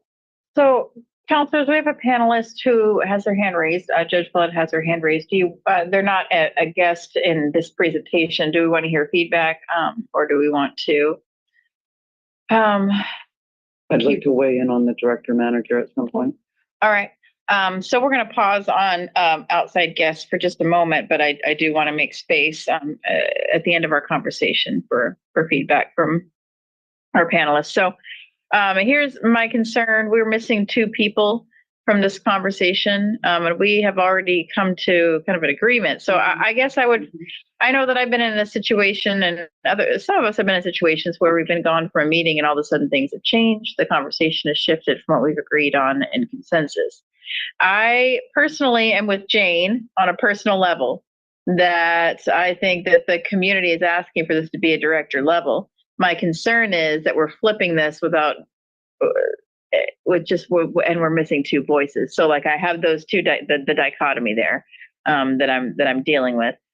Yeah, Kylie. I was going to say, if you wanted to set this over for another study session, we can come back to having the director reworked on. And we got feedback both ways about community facing. If you recall, that was a change from the previous. And so we could add that back in and bring the director job description back to the next study session, since there's at least two. I'm thinking that are interested in. Are we doing a temperature check? Is there somebody else that's I'd like to interested? weigh in on the director versus manager before we go on. Is there somebody else that is interested in seeing a director level other than Jane or I sitting at the table? Saw it last time. No. I'm happy to take another look, but Okay. I guess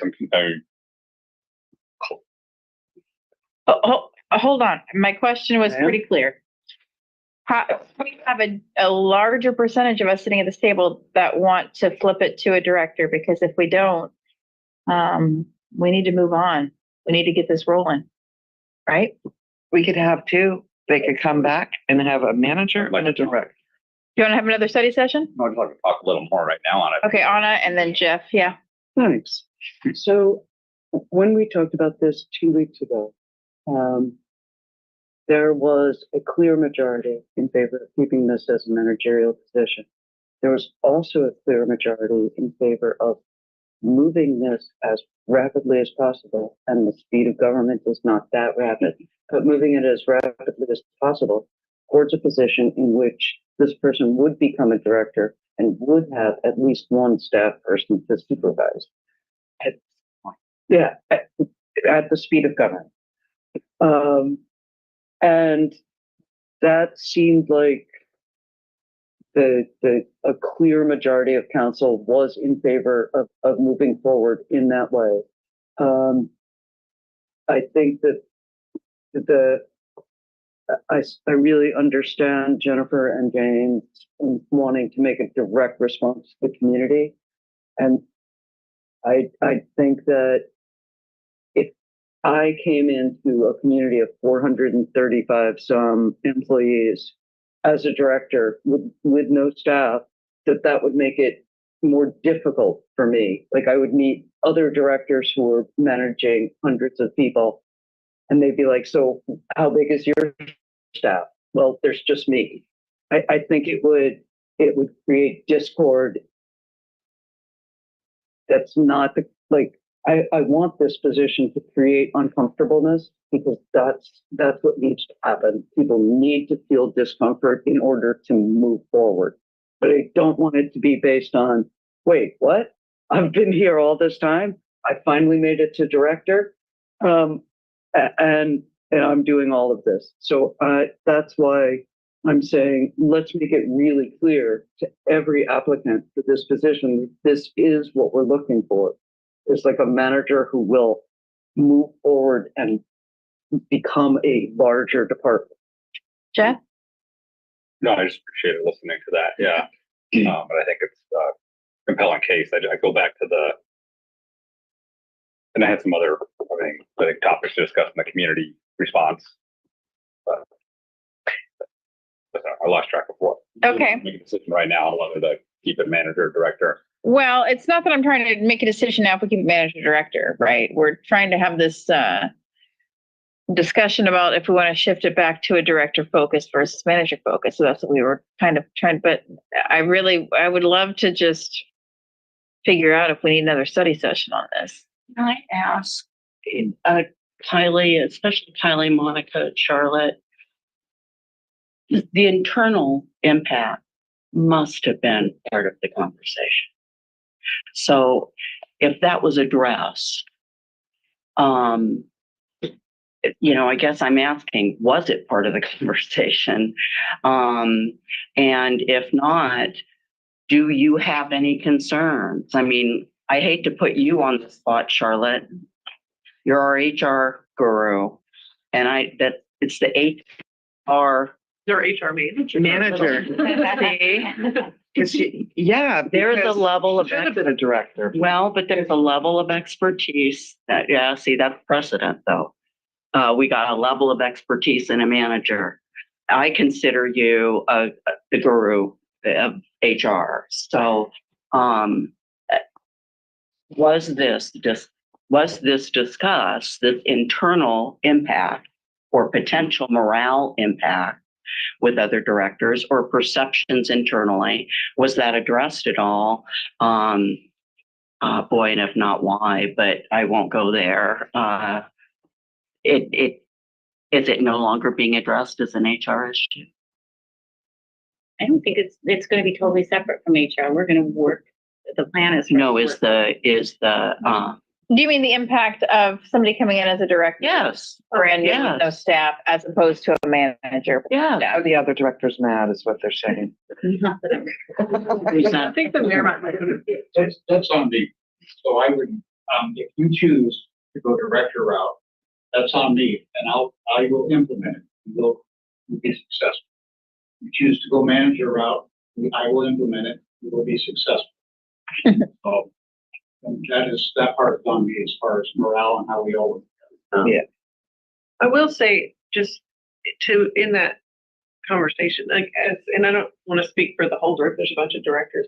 I know. But, It's kind of weird feeling. no, what I was going to say though is that, I think maybe that the value that we place on, our managers is being, diminished in Yeah. this discussion. And I Yeah. don't think, and that's what I tried to kind of start out with, just like we just had this discussion with Charlotte. I am guessing Mike doesn't know near enough about IT as the manager, the IT manager. Yes, he's the director of that department, but as far as like the deference and the impact on policy related to that area of expertise, as directors, I don't see, when I have a question about, IT, I don't want to talk to Mike. Right.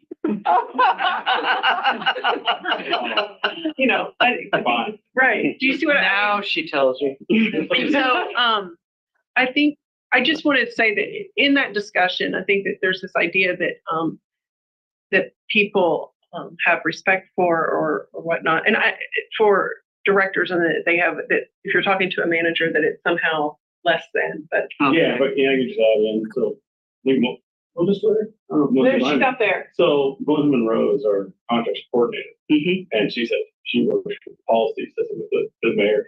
And now one of the directors goes, "Oh, we're not going to implement that. That comes from the mayor down, comes from the council down. We respect her as that coordinator. We have an asset manager that sets policy and sets tone, and works with our departments. And then you have our budget analyst, who is working with every director and has a lot of influence over the budget, and working with the mayor. So we're throwing around titles. There's no workload. We get the direction from the mayor, or the mayor, that comes out of the mayor's office. Yeah. What we're doing. Yeah. So if he's on board, we're all on board as well. Okay. To us, We there's don't no get out different the scale and Right. I mean, and ask, well, where are you on this, hierarchy or whatnot?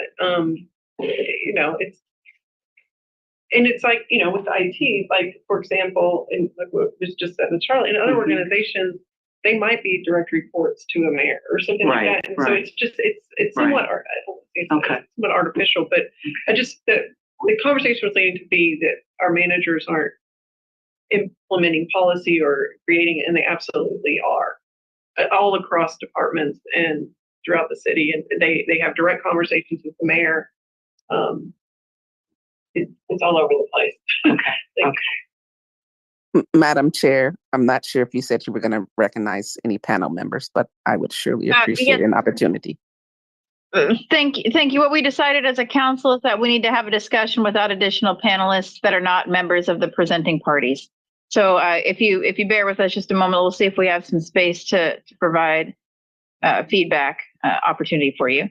So Jeff, did that answer your question? Yeah, I think that's extremely helpful. I think where I'm going, is I think I'm going to keep going back to the recommended report of the CMFR. And I believe that what was recommended in there as potential job description is captured under our current manager one. I'm going to flip them back and forth without reading things verbatim, but I think the essential function of this position, as was recommended to us by that report, is currently captured in the job description we have before us. Okay. I mean, if there are specific examples that aren't, happy to hear and adjust, but I think we got that captured. And I go back to that again, that the key takeaway to me was to make sure that they were an independent, functioning entity, not squirreled under another department. Yeah. Okay. So I'm getting the vibe from counselors that we're not going to change direction on this job description, based off of still, even though Jane and I are sitting on one side. And I don't think Jane and I are specifically on this side because of the 4 letters that we got. No, that's not why we're feeling this, right? Nope. This is more feedback from the community than is encapsulated in these 4 letters out of our city of how many tens of thousands, depending on which vote is in. And I think it's coming from a general belief that we want this position to be elevated. And I don't mean to speak for you, Jane. I just know, I understand. And so, but I don't think that there's enough momentum at this time to change the course unless there's anything else compelling that, any Hail Mary compelling arguments that you have, Jane, for this group? Well, as I stated the last time, this position was created because the community not only wanted it, but demanded it, especially after the unfortunate way that the REAC committee went. So,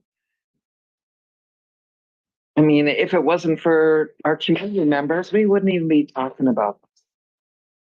There would be no rush to do this kind of position at all, I don't think.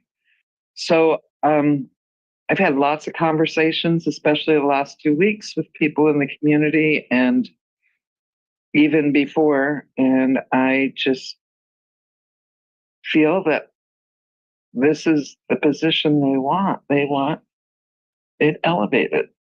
So here's where I'm at. I do want to wrap this up for the sake of time because we still have the opportunity to shift.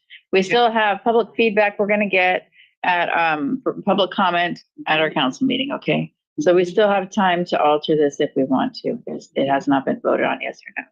So, Jeff, my question to you regarding, are you just, I'm trying to say this so it doesn't come off like disrespectfully, because I am ready for a break, but I also made a promise to go through the next 2 items. But you have some points you want to make on the public comment. But I'm wondering if that would change anything about the conversation that we're having now, because the biggest point that we're really trying to kind of get at is, do we want to just switch it to director versus manager? But I want to give you space because I know you have some points that you want to make. Yeah. If you think it's going to be beneficial to this conversation. So a couple things there. Okay. And I'd appreciate just a little extra time on this. I think it deserves an extra time for discussion. It's a big deal. It's a new position. I don't want to punt it 2 more weeks. If we can keep some time now, if the rest of council's okay with that. If we need to take a break and come back to it, I'm okay with that. But I think we're on a good roll here, having a good discussion. A tough one, right? And it's not outside. It's about trying to figure out how to carry this forward. But I do want to ask Jane, in those, because I appreciate you having those conversations. Is the essence of those conversations of folks feel, director is the highest title you can get, and therefore we want that because we want to make sure the value of the position is highlighted, or has there been specifics about the job duties and responsibilities that both different? Okay, both. There were several people that I talked to felt that we were really watering down the position with the discussion that we were having 2 weeks ago. And they want to make sure that whoever is hired in this role, that they're present in all types of situations so that you've got an equity lens on everything. I mean, there's little decisions, or it looks like a little decision that in the end turns out to be a huge decision. So I'm going with the things that they've told me, and they feel that a director is what they asked for, they agreed to, and they feel that they're being disrespected. Appreciate that. And that was from more than 3 people. I know this was a direct question to Jane, but may I also add my side of it, and which is we don't know who our leadership is going to be in 10 years. No shade to the present company on that. We just don't know what the leadership structure is going to look like. And if we're able to codify this role as a director level, it's one extra step in securing that elevated position and that level of respect. I think that's another thing that I get concerned about. Sorry to jump in on your conversation. No, I appreciate that.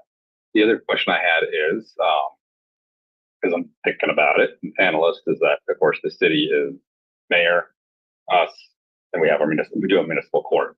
and this person, the municipal court is part of the city, I would absolutely hope this position would also interface with them. Is this a So, good time yeah, to, is so I this a would- good caveat to I ask would Ms.? like to ask Judge Flux, Yes. is that other branch of government that this person would Great hopefully segue. interface with. It's a good segue, yeah.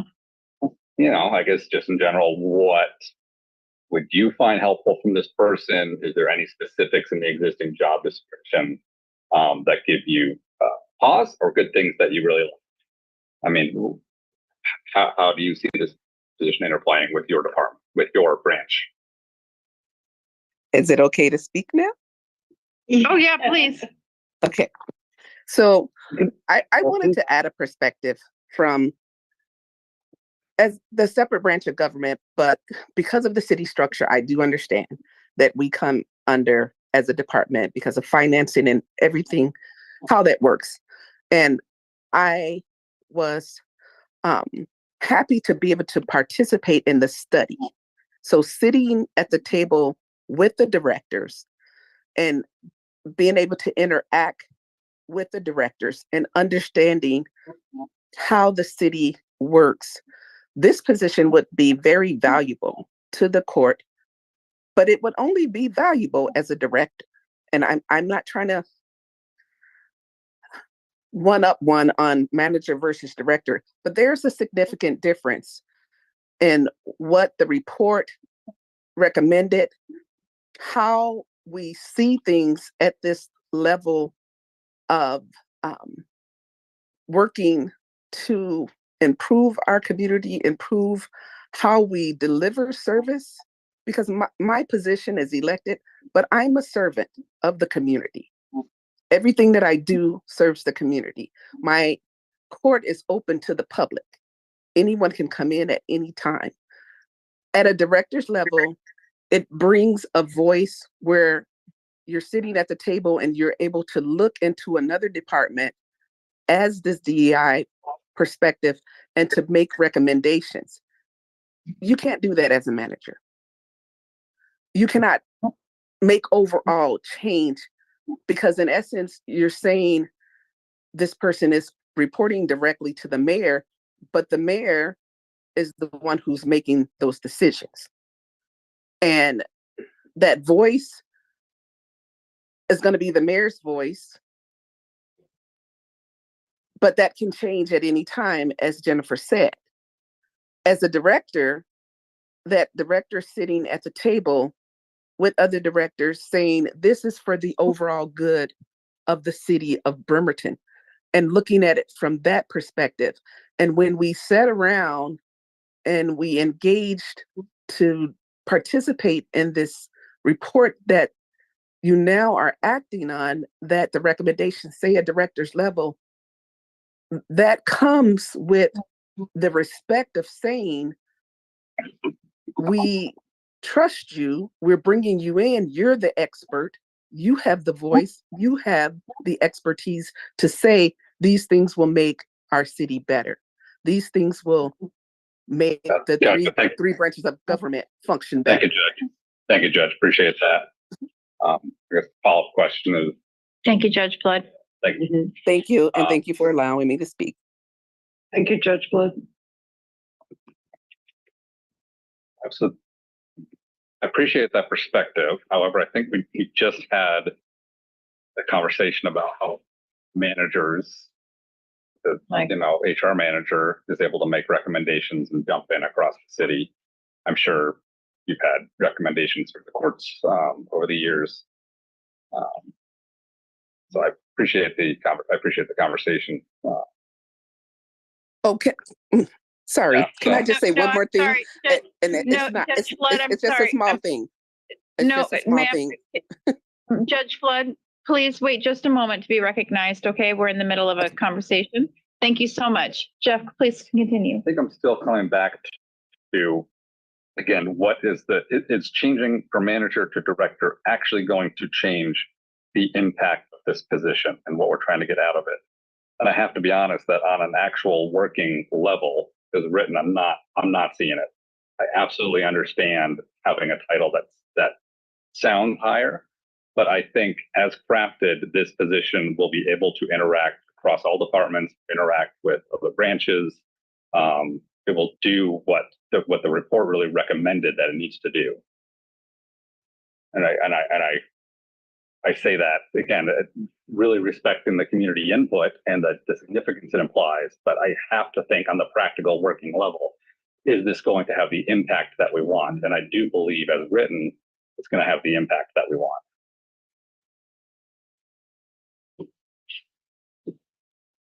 How are you feeling, Denise? You know, it's a tough one.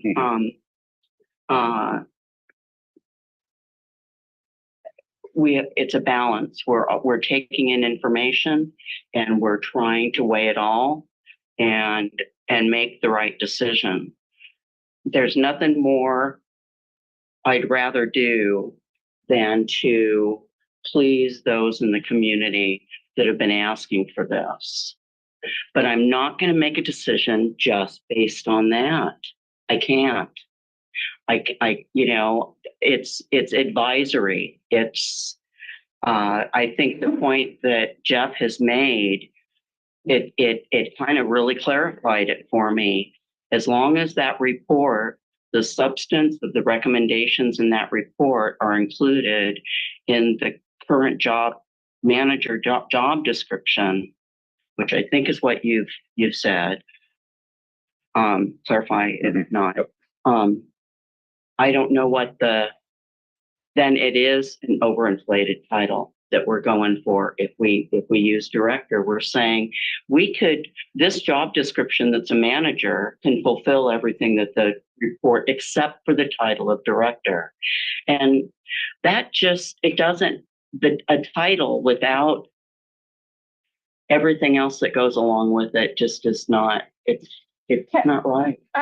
So here's where I'm sitting, okay? I know, Anna, I called on you next, but I want to just really quickly, I had a position that I was in that felt overinflated. When I started off with a grant program with the school district, I was hired in as a grant coordinator, and it was a very elevated title, very elevated position, and I had no program under me yet. It grew, though. It did grow. We grew to add another staff member. We grew to add more budget allocations, more training opportunities, more programmatic implementations, more just programs in general. And it felt like a lot at first, and it was kind of seen as like, well, but once the program grew, it did gain a little more respect. And I'm just sharing that story because it kind of echoes your concerns, but also the possibility of what we're discussing, which is the growth. Anna, go right ahead. Thank you. So I completely agree with Jennifer and Jane. The manager is not enough. The director is not enough. There is nothing that we, with the budget that we have, with the power that we have, can do to offset centuries of oppression, slavery, torture. I want something stronger than discrimination. This is a first step that we can do. This council wanted this position as of 2020. Am I correct on that? Yeah. It is now 2024. We have gone through a number of steps to get here, and I, for one, really want this position filled. I do agree that that this job description, apart from its title, does follow what the CFMR is looking for. I am more than happy, again, to tell every applicant, and I hope you all agree with me, that we will support them in applying for any grant to expand their scope and to hire additional people, to find monies to give them a raise. I really would like this person to be here among us, having this conversation with us and telling us, okay, here's why I need to be a director.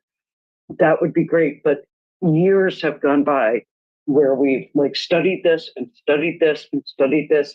We are really close. And I think if we aim for perfection at this point, we'll be in the middle of budget season, and it will be very difficult, and then followed by the holidays, and it'll be difficult for us to act. I want to act on this. I want to hire this person. There, all done. Okay, so I guess we kind of have, we're still in an impasse. So I still feel very strongly that we have an opportunity to accept public comment at our next meeting and to have further discussion. Should be on general, not Put it on general. General business it is. Yeah. It has to be We general. haven't heard from we heard last time, but not present. Oh, totally. The other two. So let's put this on general business. Yeah. And we're going to move forward to the next item. All right. So keep it as it is, but You don't want anything additional?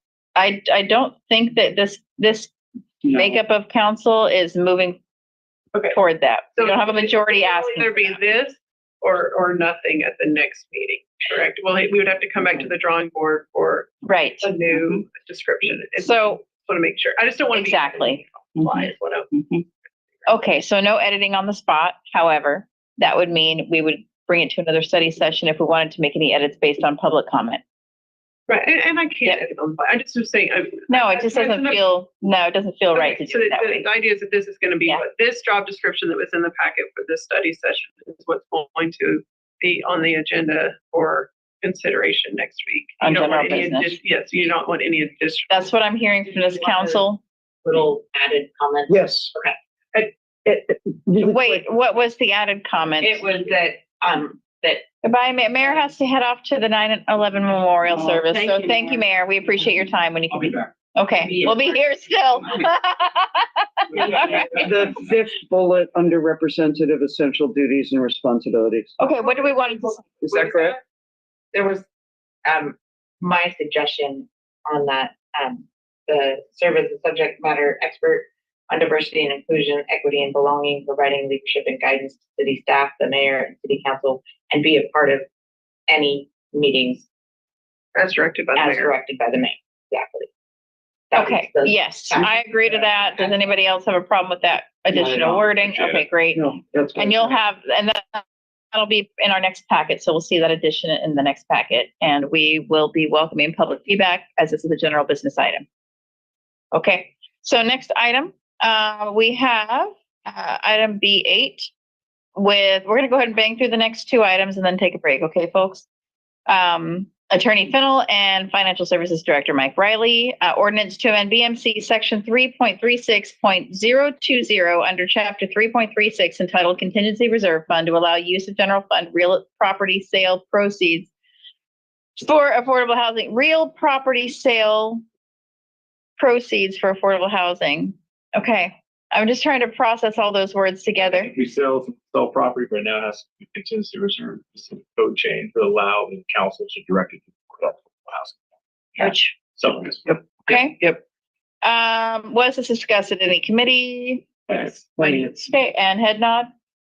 Any Like- lingering questions that you can No. remember? Okay, Consent. council? Consent. council's been asking. The only red Yeah. line. Consent? Right. Change is this. Consent. Specified. Okay. Right, Yep. I added a prepositional phrase. Got it. They're up. Okay. Then that is okay. More So efficient. Jeff, all of your lingering questions on this were good, right? Consent. Yeah. Consent, okay. Wow. You Next up, see. we have Attorney Fennell. And here again to present item B9. So Brian Hauschel, hey, come on back. To serve additional time as interim Parks and Recreation Director, there's a time limit on this. So There's a time limit under code, and we're asking that Brian's time as interim director be extended.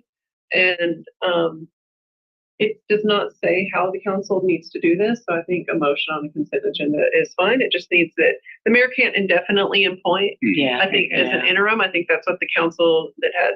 we're gonna have a crossover. Basically, we have a crossover of, It meant after 140 days, the council gets to confirm interims as well, basically. It's Okay. what this was drafted, I think, this way, so that the mayor couldn't have an interim that the council didn't like indefinite. gotcha. But in this case, the council, obviously, last meeting confirmed Tim Barker, and he's set to start on the 16th of October. Brian's serving as interim. We'd like him to serve until Tim starts. You can see the motion. I have it right now in there. Move to approve Brian Hilschel serving as interim Parks and Recreation Director until October 16, 2024.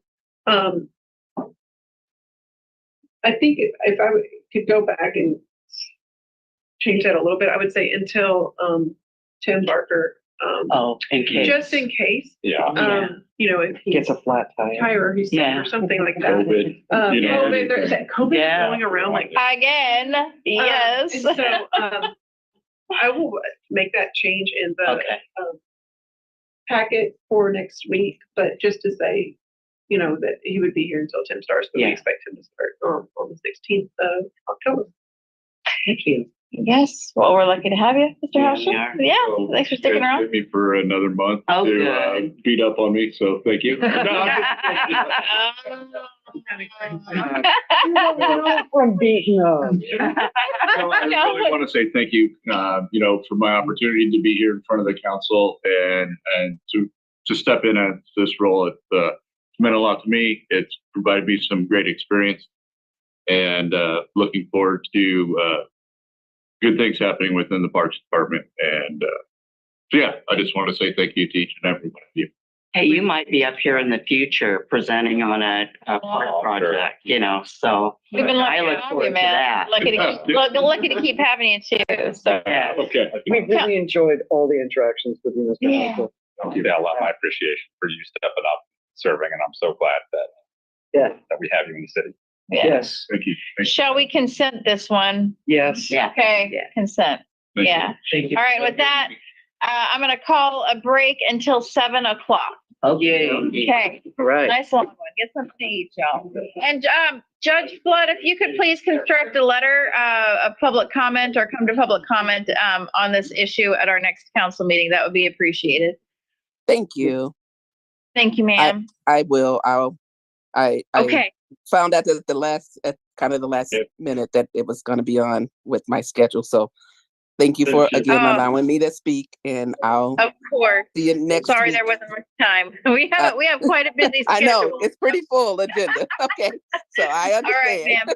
Okay, Thank you. Please do construct a letter for us or come to public comment. Okay, have a Okay. good one. I'm gonna mute us now. Okay, bye bye.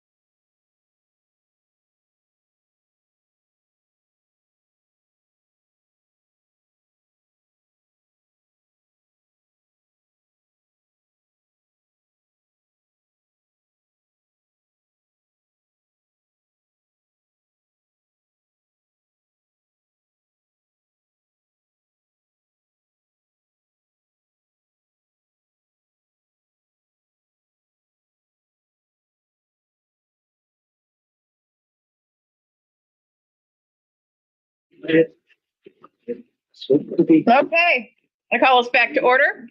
Next up, we have Planning Manager Garrett Jackson here to present on item B10. We have 20 minutes set aside for this, which includes Q&A. And this is a presentation on 2024 Comprehensive Plan Land Use Element. So this is the part, go right ahead.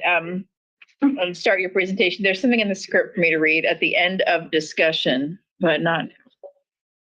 Well, thank you, Mr. Jackson. You're all good to go? Great.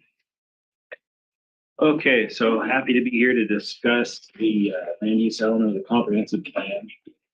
Just to upfront let council know, a lot of this is going to be reviewed for you. So we've gone over this essentially in February, a little more lightly last council cycle. So if you I can give you an abbreviated version of things that I would like to be, or I understand to be reviewed. And then we can do a more full presentation next week for the public to get public comment. So happy to do it however you would prefer. Just giving you that option considering your agenda. President Chamberlain's not here to weigh in on that. Abbreviated. I am, however, the vice president. Oh, you are? I am. Okay. So that sounds fine. Yeah. So I will get Whatever she said. Okay. Brief now, full next week. Yes, please.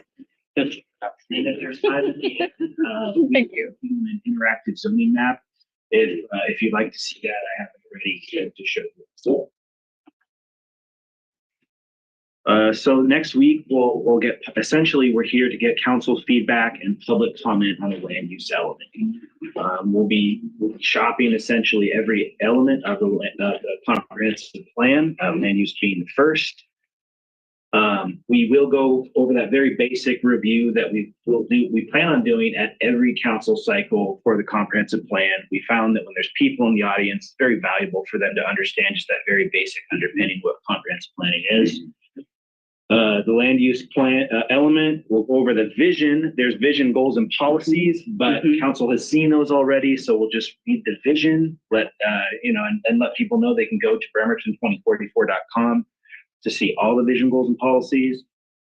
We'll be looking at the growth strategy, which council has seen already, going over housing equity, and then the draft environmental impact statement that we're working on. So once again, that review, just letting members of the public know what a comprehensive plan is, going under the jurisdictional underpinning of why we have to do a comprehensive plan update, explaining to the public the Puget Sound Regional Council regional growth centers that we have here in the city and our importance in the region for taking on population and jobs. Just relaying to the public that this has come before council twice before, and every time we bring this up to council in the future, we'll just keep growing this list of items that the council has seen as we've gone forward. And then launching into the land use element with the vision of the land use element for the city of Bremerton, which council has reviewed previously. Going over the growth summary and letting the members of the public know that there's a more in-depth review of the growth strategy that we have in a video online at Bremerton2044.com. We're considering making each one of these elements when we present to council a separate video on Bremerton2044.com. So if somebody misses it, they can just watch it over again on our main webpage. Once again, the focus is downtown with more minor increases in other areas of the city. We'll explain that more at the meeting next week, but we've all seen this. It's just explaining, showing in color where these development changes are proposed. Really honing in on downtown and why the increases are proposed for downtown. It's worked for regionally, it's consistent with JCDP, consistency with other centers that already have this level of development that are granted within the city. It's consistent with Kitsap Transit's future high capacity transit, and that they're letting the public know that there's a full draft of the downtown sub-area plan available for them to see online at Bremerton2044. Getting into housing equity. Yes, the video. I remember. Oh, It's a great thank video. It's a great Yeah, video. It is a great video.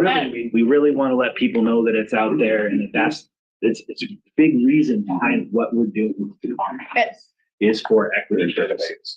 5 minutes long? Right.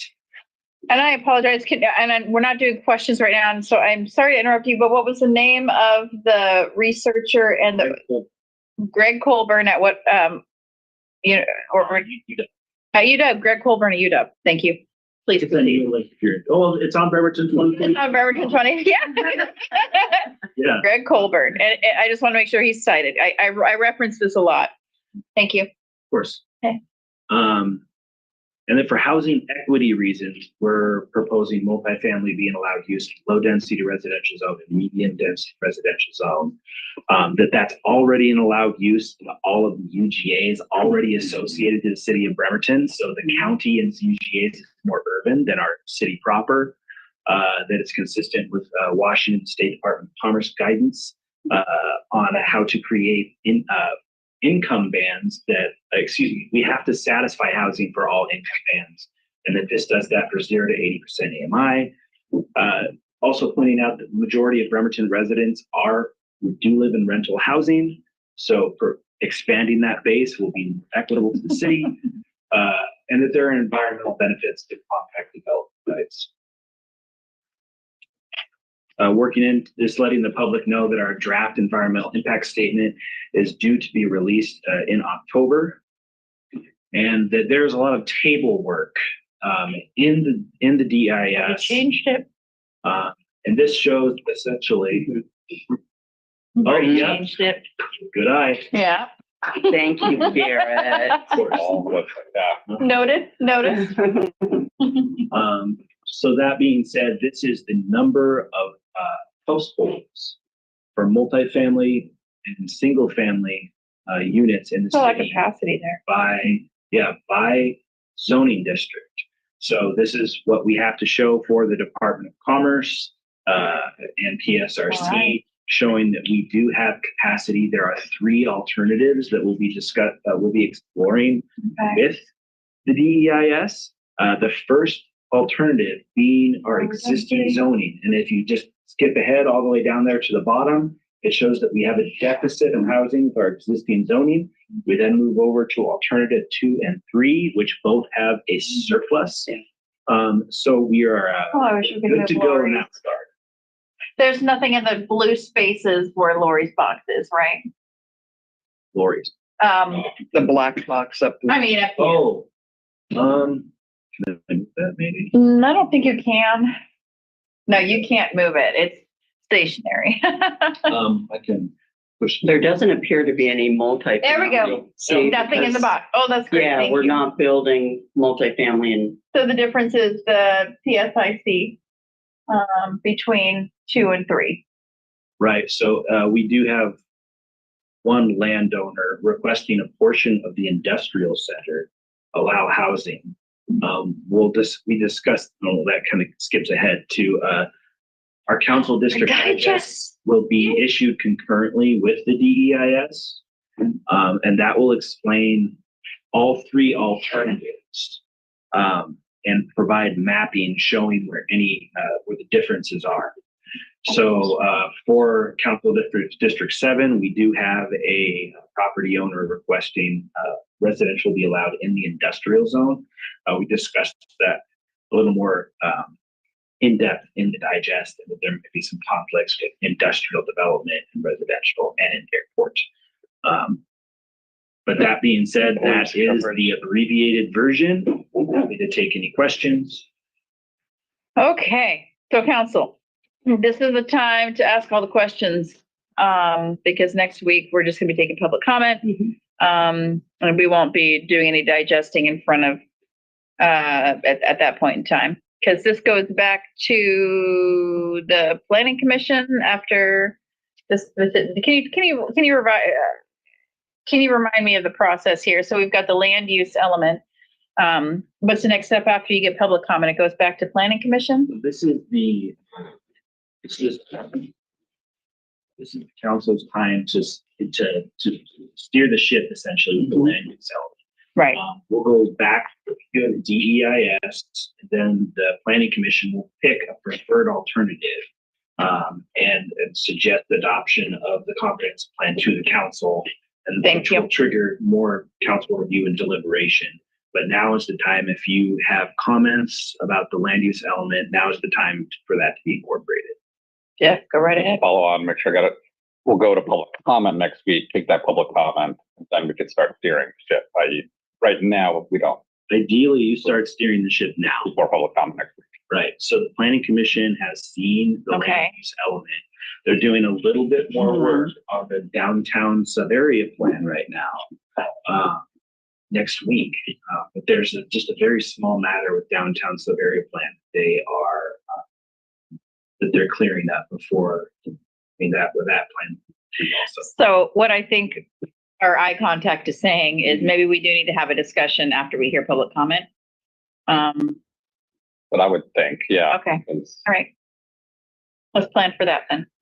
I kind of feel like we have been working with you.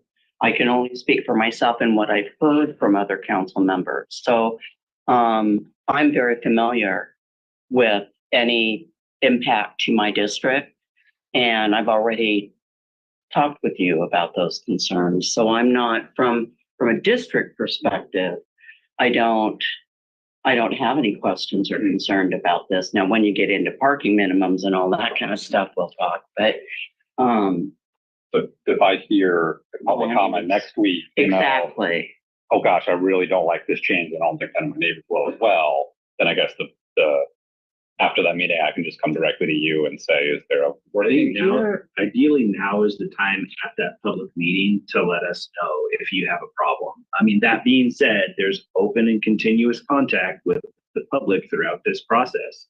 But the further we get along with this big plan, utility plans are being built to this, to these designations. That takes a lot of time and effort. So that's why we start with land use essentially. I mean, we did the council tours. We met in February. We're all with this idea that preliminary, everyone's under the same umbrella type of thinking. That being said, the earlier we can get your feedback at this point, the better. Okay, Anna. Go ahead. Anna, Denise, Jane, and then Jeff, I'm gonna go back to you. Okay. Yeah, I wish we had known before, now that you needed the comments now. I'd have been happy to do that work. So was this all listed in Andrea's email that we needed to have the comments in by now? Well, It's my first of 3 questions. this is our, we put the schedule out that this is when we will be reviewing land use element. And so that's the opportunity to comment, like as we're bringing these elements forward, that schedule doesn't show, it goes all the way to comp plan adoption.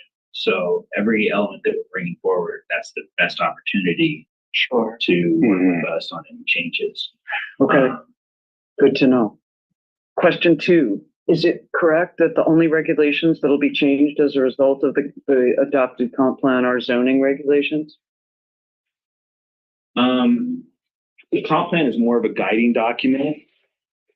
We're going to start work with the planning commission on development regulations next month, so that we're prepared when we adopt that final comp plan, that's all been reviewed by the planning commission, and we have a package ready for the city council to start reviewing.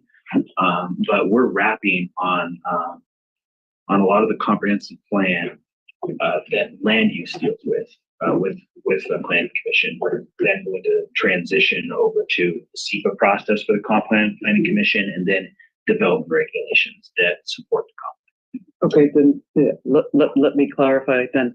For example, when we get the environment element, will that in any way possibly change the landscaping and critical areas ordinance regulations? Not at all. No. Okay. That will come to council separately later, and we'll have plenty of time to look at those drafts. Okay. Final question. in the maps that you were showing of the areas where it's projected to have a new maximum height of 65 foot or 80 foot, will those maps also be showing areas where it's currently 65 and 80 foot? Like Charleston? So Charleston, no, I hadn't planned on that. I could try to put a map together. So in Charleston, the maximum height is 80 feet.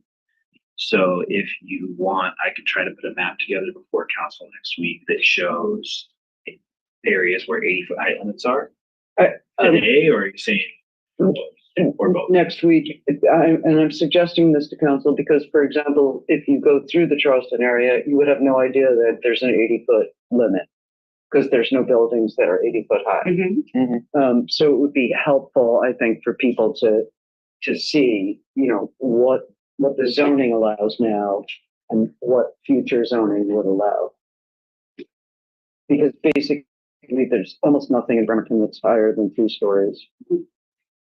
Right. And the land use plan that we have done is modeled after allowing those heights. And that's where, there's these certain locations in the city where those heights are allowed. And that's why they're supposed to absorb most of our population and job growth. I get that. I just think it'd be useful for the public to be able to see that. Okay. More than a key, do you mean like a key?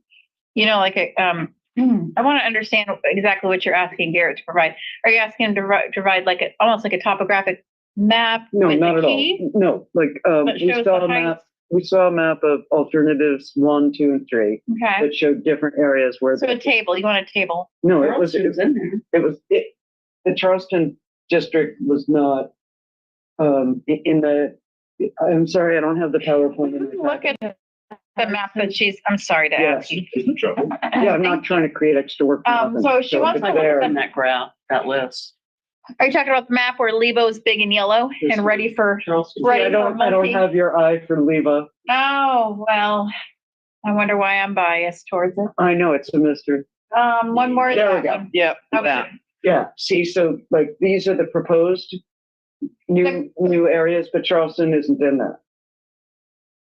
Sure, because it's not proposed for a change. Exactly. Right. Exactly. So people need to know that it already is. Yeah. Okay, so if the council would like, I could add the Wheaton Riddell, Wheaton Sheridan, over by the college. I'm frustrated because I don't agree with these counselors because it would make it too visually distracting. And I also am frustrated by this separate map because I don't have a key there telling me what things are. Okay. Didn't you make one of these for the last time you did what's this? The update? Medium density residential zone. This.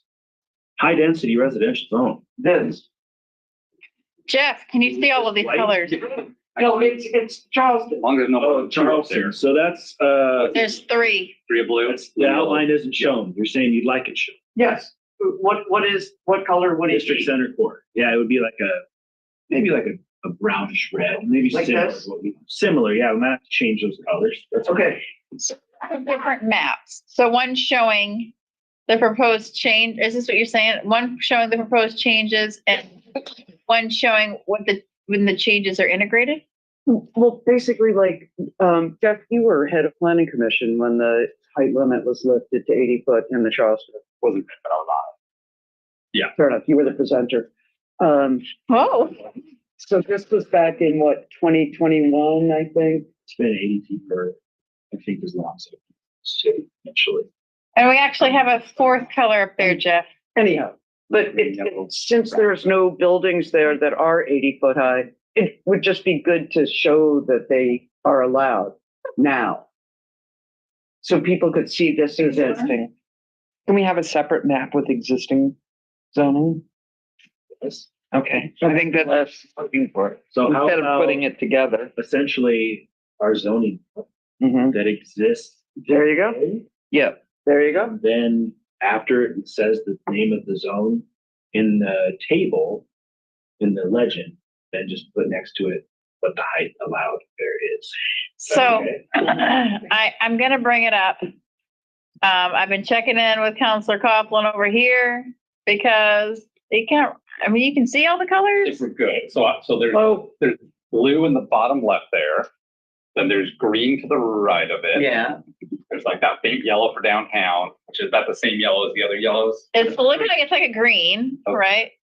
It's a mint. green. It's a mint green. Okay. As long as the brownish, reddish, dark greenish blob is all the same, then we're good. Okay.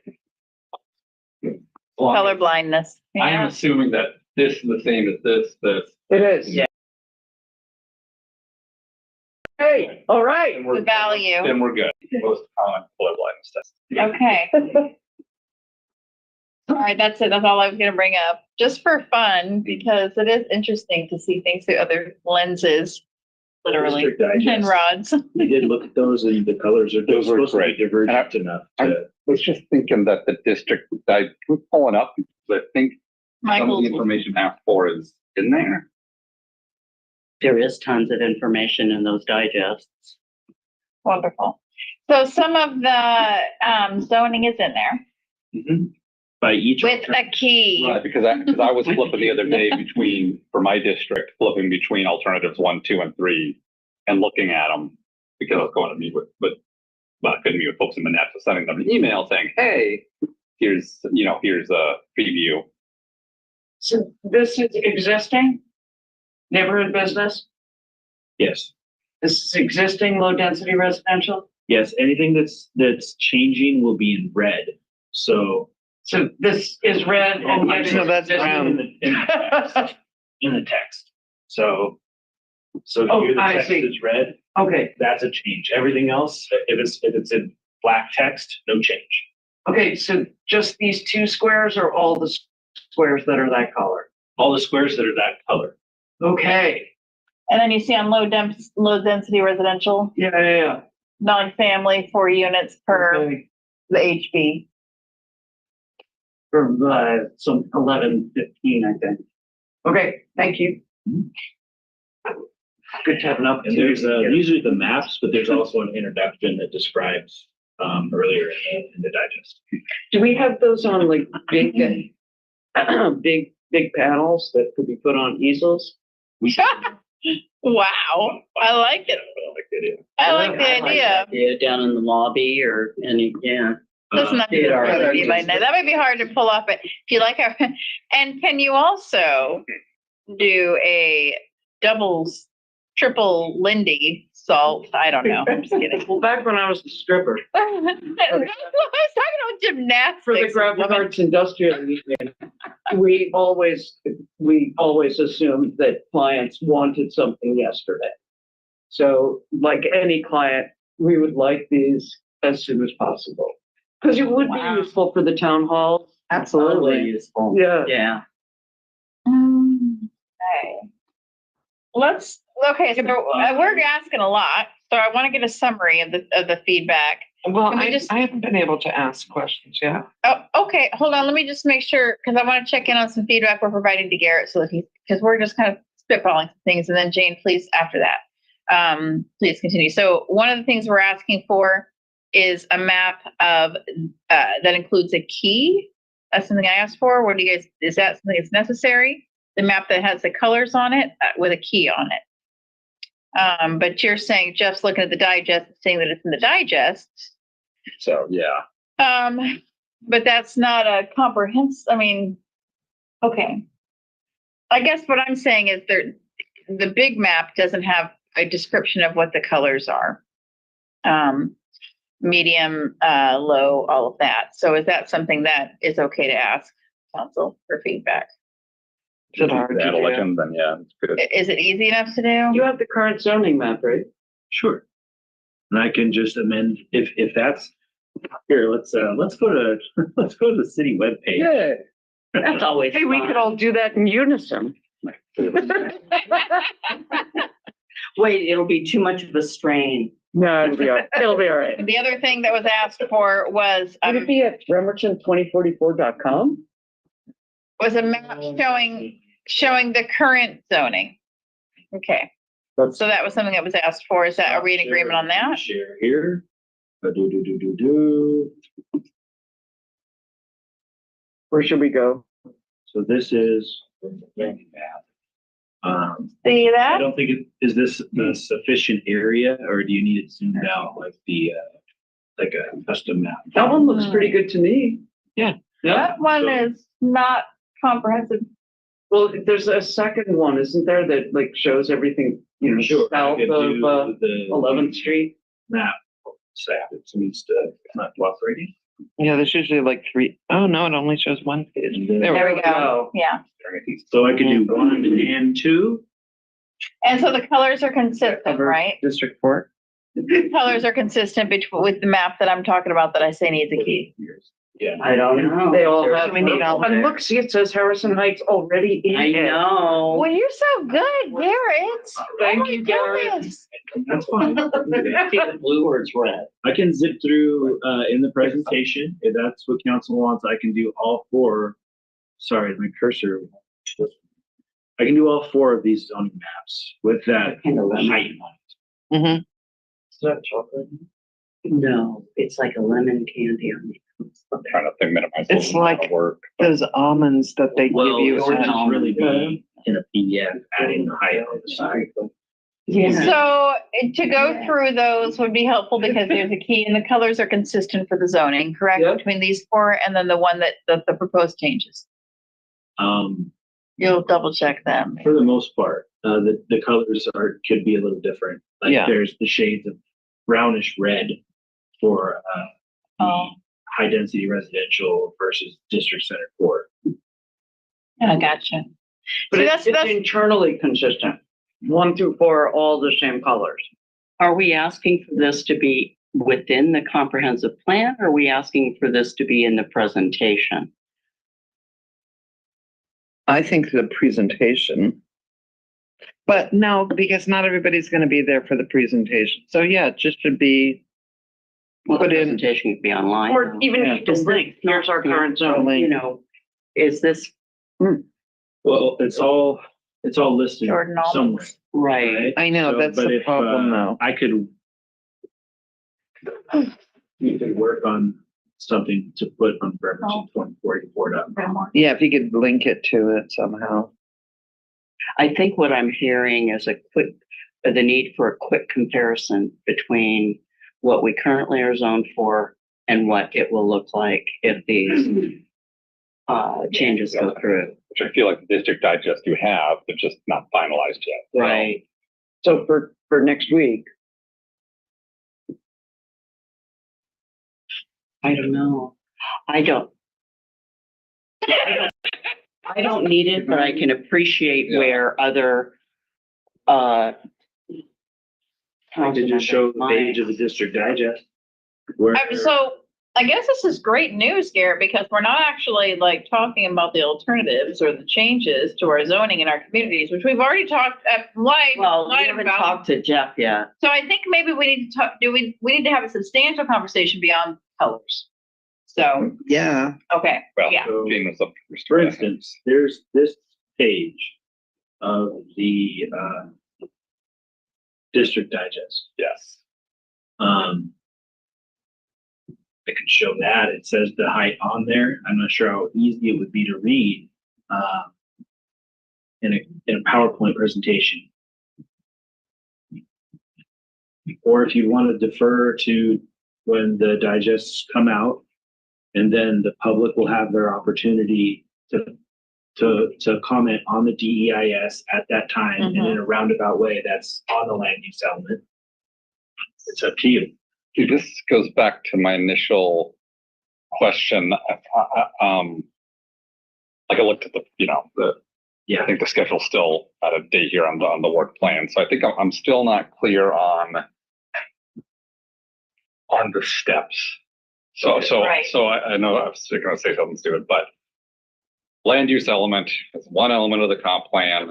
It's going through all these steps. It's eventually going to come to us for an actual vote and approval on its own. So what are the steps and the dates between now and that final approval? That's what I feel like I'm missing. in those steps going forward. But when it's bouncing between us getting public comment, back to planning commission, back to us. It comes back to us when all the pieces have received each of the separate components. Right, we'll shop each element to the city council, and then we'll come back for final deliberations from the city council. So those final deliberations will be April, May.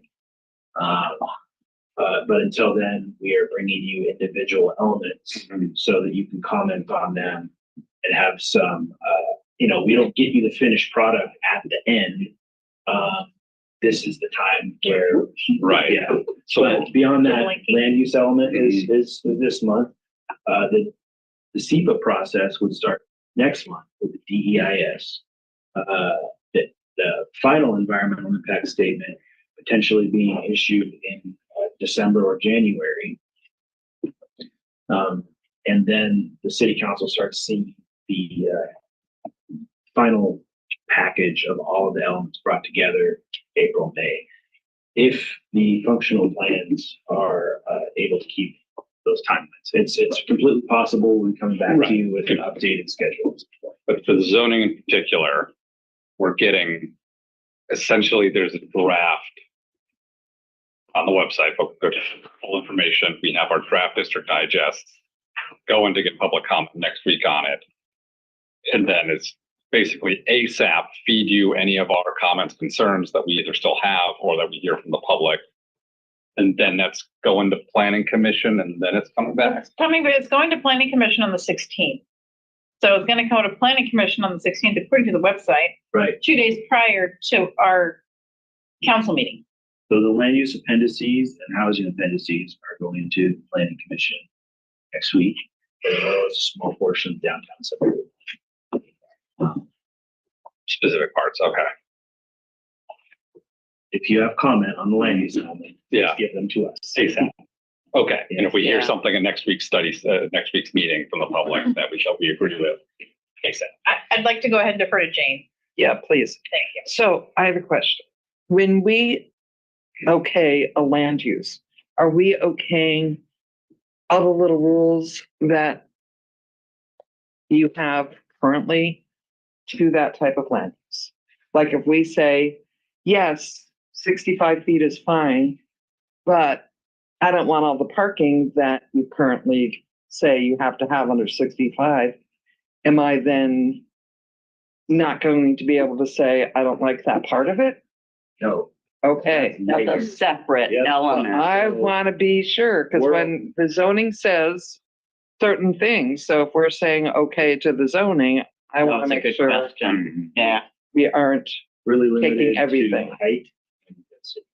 height and density. That's all Okay. that land use contains. for the high level of the comprehensive plan. Because really, we're just seeing how many people can we put in these areas based off of some modeling that we're doing.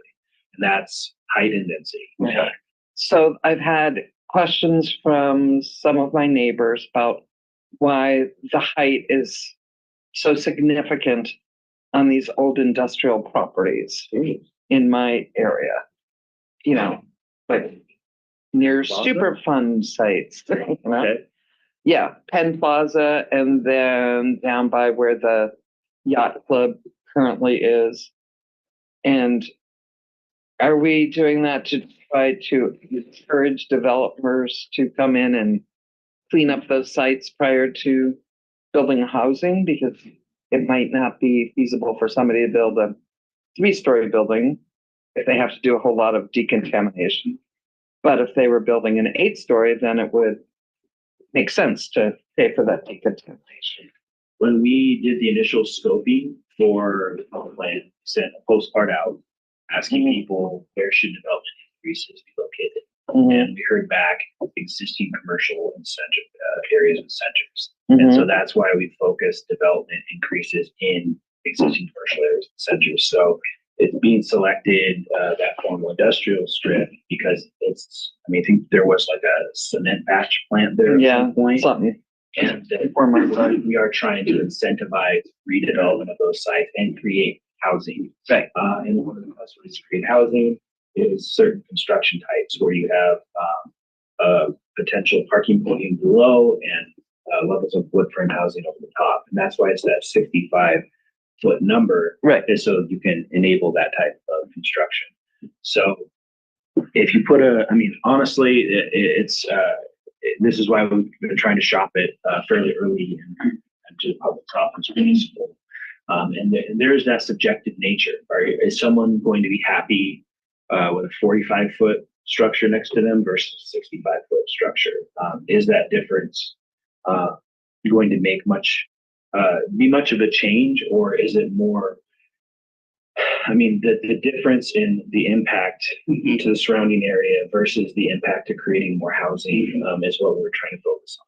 So I understand the 65 feet perfectly. Where does the 80-foot come from? So the 80-foot is just the next ratchet up. From 65, you can get, that kind of one level of parking and then wood frame. Inexpensive. You can do wood frame all the way up to 80 feet? Yes. Oh, I didn't think you Over could. a concrete pavilion. Yeah. Yeah. Okay. I seem to remember this presentation. Did she give this presentation a few months ago? The 80-foot with the wood frame? Not to me. Maybe it was last year. But that is the underlying reason for those two heights, 65 and 80. Yeah. So you can get that ideal construction cost to create more housing. Okay. Anna? So is the land use element, it's only height and density. So where would we comment on, for example, our desire to have neighborhood business districts be required to be open to the public the way regular centers are?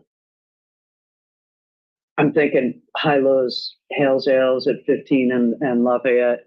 Yeah, we have very limited neighborhood business in my district. Yeah. But like have the requirement, the zoning requirement, have it open to the public. I have one Reset. one corner in my district and it's on two sides. Yeah. I think the specifics of that are best handled in the zoning code. When we bring the allowed uses through the planning commission and city council, I think that's a good time for that debate. They're not in land use? I think generally, it usually says like commercial activity, something general. It'd be up to the council to discuss if you wanted to limit it in the comprehensive plan, but I think that would be a little too specific if you wanted to put that in the zoning code under allowed uses and have that conversation. That is an interesting discussion of neighborhood businesses, and we talked about it when we did my tour. Why do I only have these two corners? And it has to do with the flow of traffic and that you don't necessarily, there's some areas you don't want to direct traffic to, right? You want to keep them residential.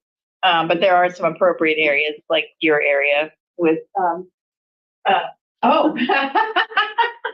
okay, well, now we know. And so that's a whole totally different conversation, but it doesn't fit in, you were going to answer, but does it fit in land use even? Or does it fit in commercial? Is there a different category, economic? We need to have a discussion about it.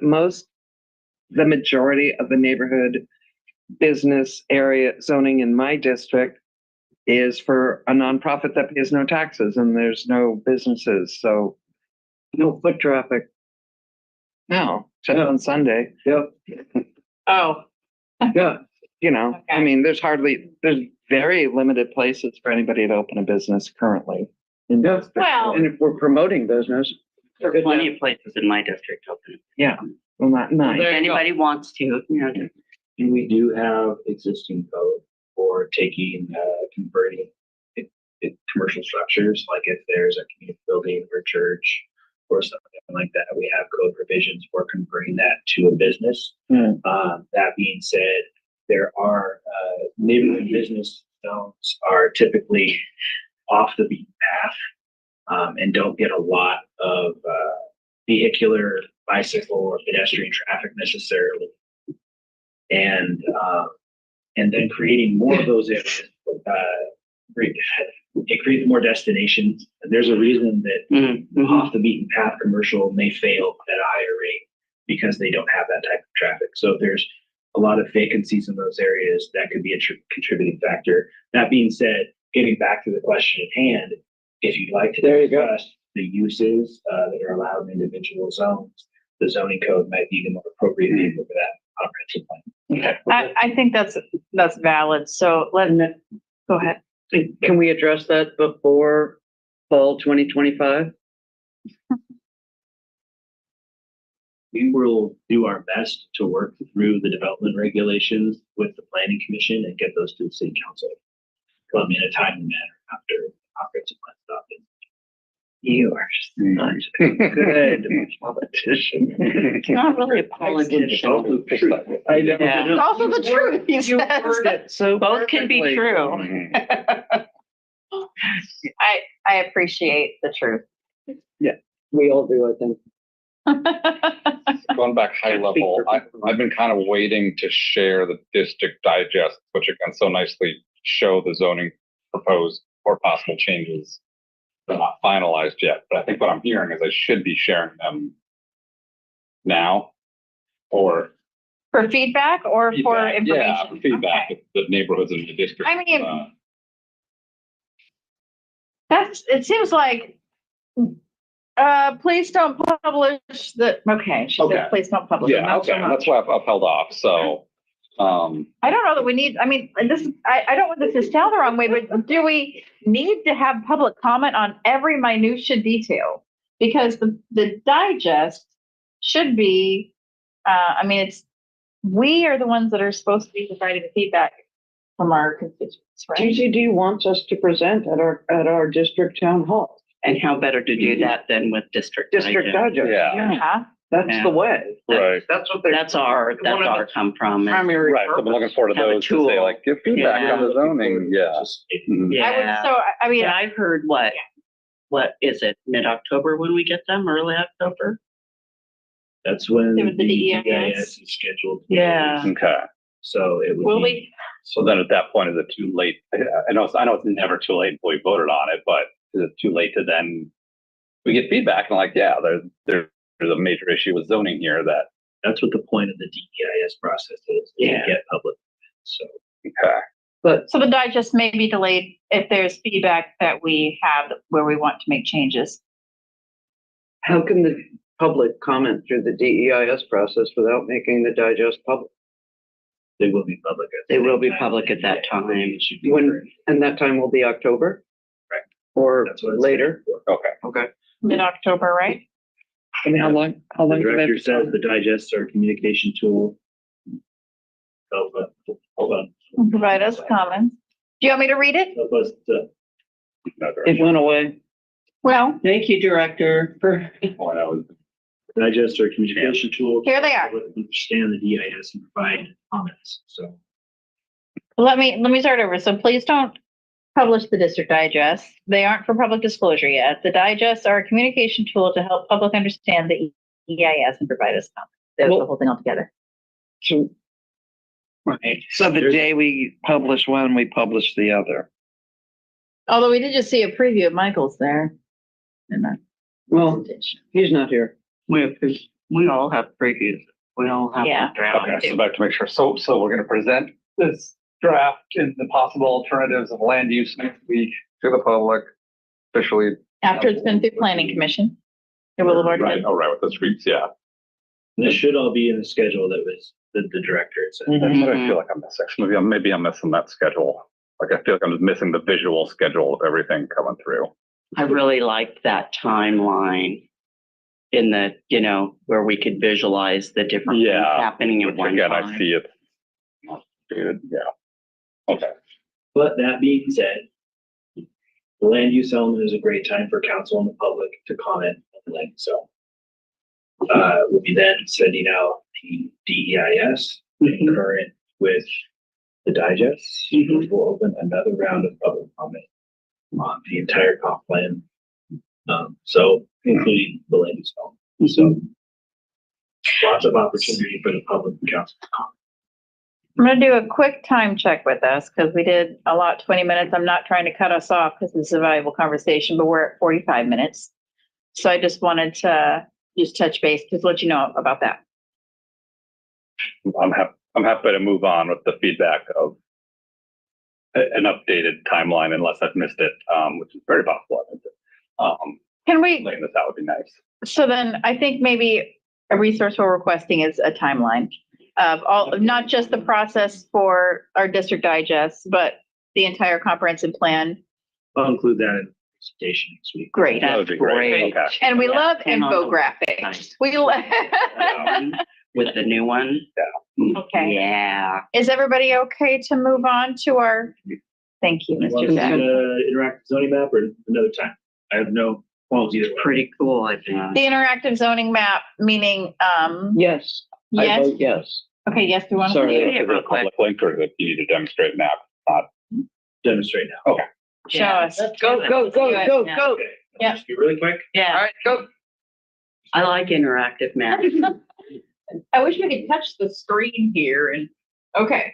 Harrison Heights. I know. Disclaimer that you would see. Yeah. And then the zoning map for the city of Bremerton, you can add an address in here. Ooh, where? You can't say it's behind. Oh. Yeah, it's behind Lori. There's no way for us to move that box. It's, Mike, there's no way for us to move that box. no. It's okay. And you click on any parcel. Oh, come on, click on parcel. Yeah. And it shows you the address. You then can click on the county details for your parcel. Oh, wow. Wait. Yeah, I remember this. I've been You through can that. click on Yeah. the DCD. Definitely use the status parcel to search check for in multiple. Yes. Yeah. Any permit that you might want. Okay. You can click, tells you your zone, of course, goes to the zoning code, if you'd like to see that. That's great. So area plans, How awesome. that. Oh, that's great. This is nice. You've been doing some work. Yeah. Who's Joe? And What's LB? IT, and so What's LB? thank you, IT. Pass that along. Pass that along. No. Eligible for my team.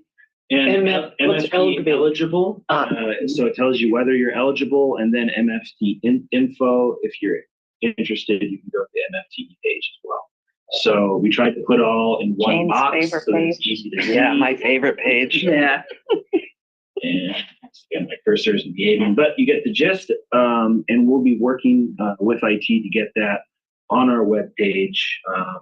Lovely. It's nearly complete. We're just That's really cool. That is very Thank cool. you. I'm so Yeah. glad that you put Great this tool. to us. Yeah. Thank you. That's a tool Well done. that Strong finish, Mr. not, Jack. not only we can use, but the community can use. There's been a lot of questions about how to look for permits. Yes. This could be like a So central instead of point calling for in all of and, those things.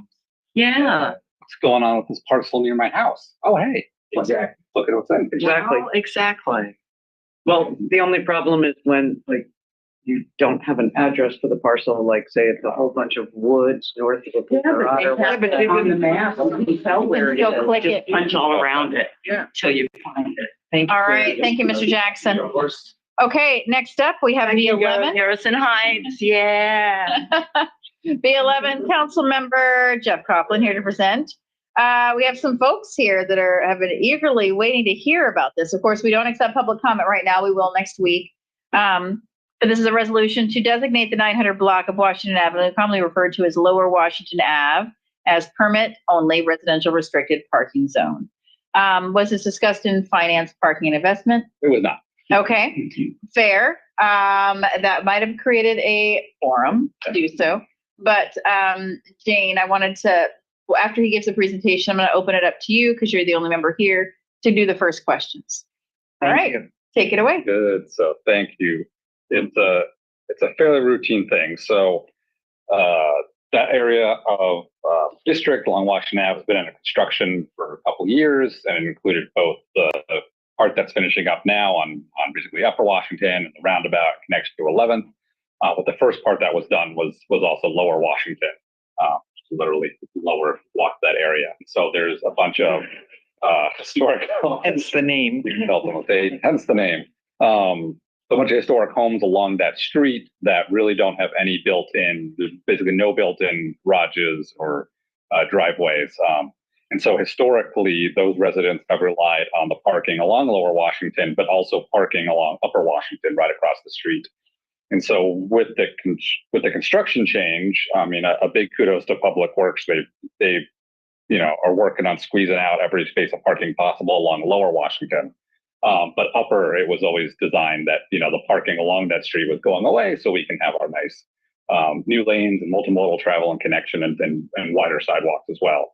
But that 60% decrease in parking has resulted in, hearing from the neighborhood, people are having a hard time finding a place to park because they are seeing people that are still parking there in the day and during the night that aren't part of the neighborhood there. So their request, which requires council action by the code, is to create a residential permit-only zone. And so, for example, there's one right nearby on Highland. So Highland is another area that is very dense. There's not much parking on the street. And so anyone who lives in the street can get a parking pass per unit to have a residential parking pass, but it's not open to the general public to park there like other parts of the city are. But for 2 hours, right? The residential can be long-term. So so some parts of the city, like when I used to live along Pacific, it was 2-hour parking, or if you had a residential pass, you could park there, as long as you moved once every couple days. In this case with Highland and what they would like on Washington, it goes to just residential only. So there is no 2-hour parking for anyone. It is basically you have to have a residential parking pass there. So Highland, already has it in place, but there's actually even more parking available on those houses have built-in parking than Washington does. So Washington's at an even bigger disadvantage of not having parking. So I think there's a large, email chain, kind of just the public testimony attesting to the fact that they're really squeezed at the moment, and it's because of folks who don't live on that block parking there. So this would really help alleviate that by making it a residential permit-only zone. And it requires council action to be able to do that. It can't be administrative only. Yep, yeah, you're first. Okay, so in my district, every place that has residential parking does allow for 2 hours. And that parking that was marked along 11th and Washington, that was only marked in the past 10 years. That wasn't historically marked for parking. So I appreciate that. I'm sure that did train a lot of shipyard workers and downtown workers to park on Washington and 11th, because then they didn't have to pay anything. And probably some of them are now going and parking down on Lower Washington. But like the other day, I had to go measure some things at 11th and Washington. So I parked on that street for, an hour. And I just think sometimes people have business in areas, or, like a home healthcare person might be stopping by for somebody, or other things where they're not able to have the visitor's pass that I'm assuming these people would get, like their zones. I believe so. I don't know if Melinda's here. Yeah, I could explain. Yeah. Yeah. So there are also different passes. So, Kathy, your point there, if you're in a residential zone at your home, you may have people that come in regularly to provide service to you. You can also get those. So how many areas in town have this type of parking zone? Right now. So it's just Highland and now Lower Washington. Proposed. Not Fifth? No, they have to allow 2 hours. But I thought they had residential parking permits on Fifth. I was wrong. But this is exclusively for residents, where No 2 hours. the other parking zones, it's where it's restricted, it's still 2 hours is allowed. So this would eliminate the 2 hour? Yeah, there'd be nothing except residential. It's a very small stretch of street. Isn't it a one-way? No, It's one way, and I used to live on this block, you guys. I used to live 3 times on this block. Okay. So you go down, you take a right off of Minette Bridge, you go all the way down. It's a tiny stretch. I used to live in 2 different houses in that place. And at the time that I lived there, which I do believe Jane's correct, I don't remember the parking that was street side parking. There wasn't. There was a little parking lot, and then Still there. and Jeff's absolutely correct that there's very little built-in parking. You can see the remnants of where people used to be able to drive into their garages over where the sidewalk is. But Yeah, with their horse and carriage. with their horse and carriage, you think? Yeah. Oh my gosh, I don't know. But there's very little built-in parking. I'm curious how that would work for all the additional business that Jane's talking about. And I'm also curious if this could be sent back to parking finance and investment for further consideration. And Yeah, I mean, review. it makes. Hold on, let me listen to Jeff. Presenter, if I can answer Yeah. one question at a time, yeah.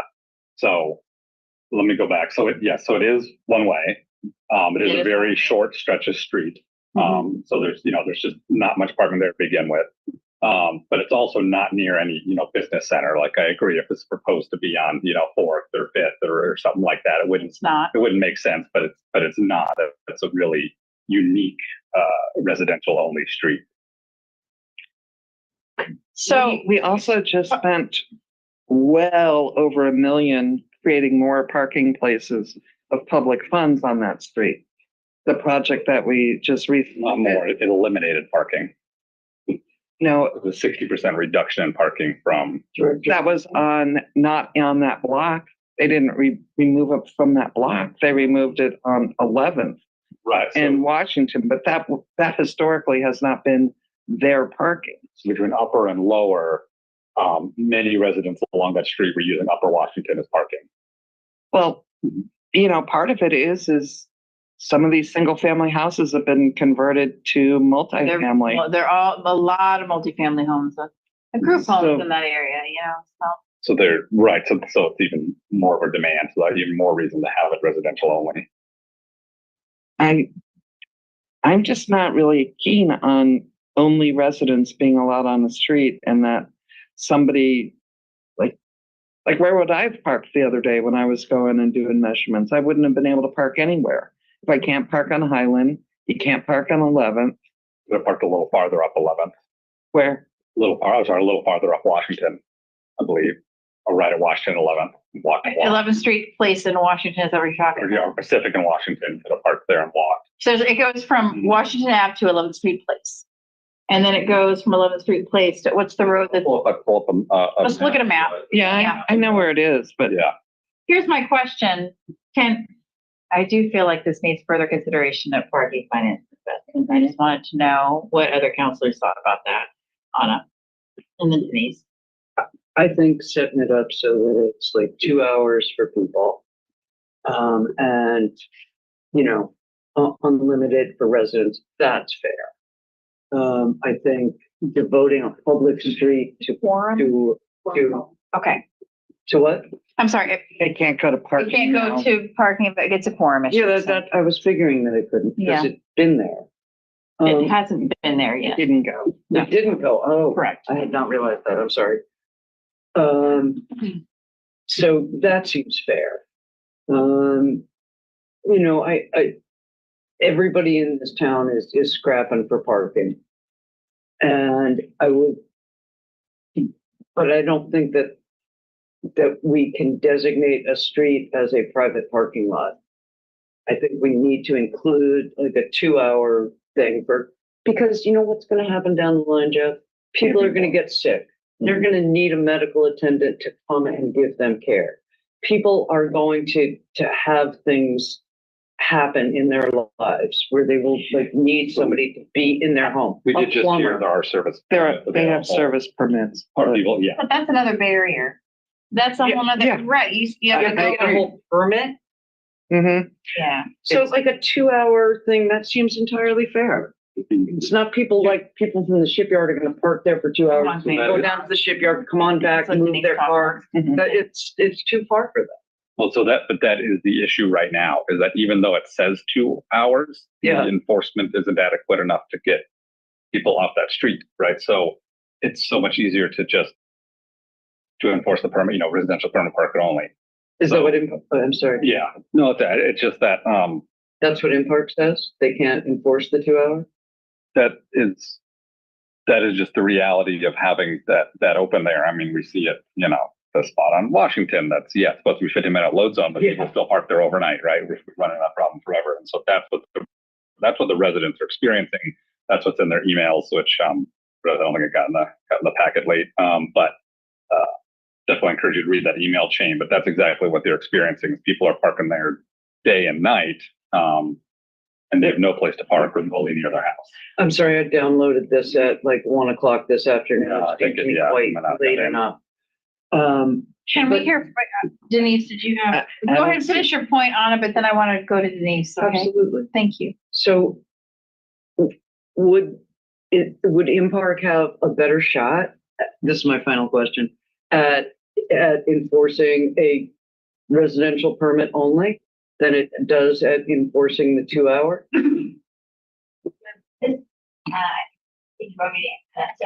Come on up. Yeah. Yes, Thank you. So we're recommending 2 changes in this area. One, residential only would definitely help. But 2, it should also be 24 hours a day, even though they can't enforce at night, but it should be 7 days a week, 24 hours a day. It's currently Monday through Friday, 5 a.m. to 7 p.m. So that means that after 7 p.m. and on weekends, anybody can park there. And what we think is that there are probably unpermitted multifamily, old grandfathered in multifamily dwelling apartments that have people that maybe they work, Monday through Friday. So they just haven't needed to get a permit. And we enforce Monday through Friday because that's when the hours are. We can't enforce when there's not a time limit there. So on weekends, there's nothing for us to enforce currently. So once we put that in place, that's probably going to move people into permits and move those people who don't qualify for those permits out of there. And certainly adding, it is going to make it much easier if it's simply residential only. But that means that this is an area that isn't slotted for daily enforcement routes. Those are generally around PSNS. And then we are daily responding to row requests across the city. So it really does help with our enforcement capabilities to have residential only, because they just go through, and if you don't have that permit, if you're not in our list, and we're using that FDR system, I see, because it takes 2 or 3 or 4 different spin arounds. Yeah, to get a shop ticket. Yeah, to get the shop. Yeah, so if you have a 2 hour or even 1 hour, you have to come back to actually get that. And then people sometimes are like, oh, $20, that's worth it, and they continue to do it. And then, we have to spend more time and energy. So it really does help to have that residential only in an area like this, in which it is, I would just say, hot parking. You're really right adjacent, to, well, not PSNs, but it really is. I mean, it's a straight shoot to the ferry terminal, you guys. Yeah. So is this going to harm? Are the people who rent there wealthy? Is this going to harm them? Nobody there. Some people maybe, but not. I mean, Amy Burnett lives on the block, but most of the people there, it's like, there's a couple of historic. They're mostly renters. I mean, there's. I would say it's half and half. I would say I can't get public comment, but I would say it's half and half renters and homeowners on this short block. And that demographic hasn't changed much. There's a couple of group homes around there. There's a lot of, I lived in a rental, everybody this is the Goldberg block. So he owns several properties on the block. Probably still. The people in the grandfathered houses and group homes will be able to get permits? You're looking at me like, exactly. So actually, we think that on this little strip, they actually must have. So pretty familiar. We have 26 permits out there, but there may be somebody that is visiting all the time, or actually lives in another block over, or is on their way to the ferry. There's a variety of situations that happened. I mean, actually not just variety, I will say many different situations out there that are occurring. And this will just allow us to kind of weed through those, and we certainly help as many people as can qualify. But there are a lot of things that are, squeezing out the people that are living there. And this is just Lower Washington Ave and not that little 11th Street Place section. Correct, just Lower Washington, 900 blocks. Let's let Denise talk. I'm sorry, it's your turn. That's all right. I actually joined Jeff in this. He called and talked to me about it, and it was the community coming to their city council member, asking for help with this incredible impact to their lives. And I'm pretty familiar with that Lower Washington piece. And while I normally wouldn't say, yeah, let's just make it all residential and, everybody deserves a parking in front of their, I'm not saying that, but in this situation, and then my understanding is you worked with Melinda, and you kind of came up with this as the most viable solution for this situation. So there's been a lot of thought and I should have mentioned that at the start. and Yeah, we talked a lot professional on it. assistance in determining how best to manage it. I joined Jeff, but once I knew that, Melinda was also a part of this, I was reassured. Okay, yes. So, Yeah. folks, I want to do just a quick check. I think that we have enough buy-in to at least, I would like to get this in front of the other two council members that are on parking, finance, and investment. Yeah. Can we put this on general business for next week? Or do you? That's Okay, fine. general business. General. Yeah. Great. Okay, so let's move on to the next council member. Maddox, yes. Consent, oh, sorry. Can we go now? I think there's a slide. Please tell me it's not a picture of another car, because I have a request for you, Jane. Your pictures that you submit, can you please put date and time stamps on them? No. Okay, because it's there. Okay, that's just my humble request. But she denied it. Well, they come to me from the city. Goes through city emails from the complainers to staff. Ask them for to me. date and time stamps, just because. Well, hopefully it's not going to happen. Let me introduce you properly. I'm so sorry. Okay, Councilmember Jane Robelowski here to present item B12, ordinance to amend BMC section 10.10.070 entitled parking violations. Did this go through your committee? Yes. Okay. The other chair is not here to talk, but what was the honest recommendation of your committee, parking finance investment, on this ordinance? They were surprised that state law didn't already include it. Okay. Please present. Okay. So, as everybody is pretty aware, we've had a really difficult upsurge in people parking in what is supposedly a loading zone on Washington Avenue, just south of the Manette Bridge. When it was initially constructed, the money was for a bike and ped grant that paid for those sidewalks. And then I think that there was good intention that people thought it was just going to be like Amazon stopping there for 5 minutes. Well, after during the pandemic, then all of a sudden, there's no rules anymore for a lot of people in their heads. So there's just parking all the time in there, and it forces bike riders further out into the roadway. This is a marked bike route. It's not like an arterial where you're hoping you can ride your bike. It's actually marked, painted green.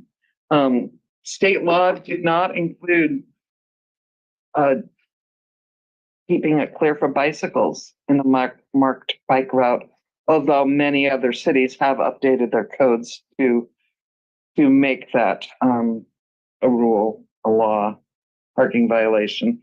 So I'm hoping that, I know there's a lot of public interest in this, but I hope the rest of council,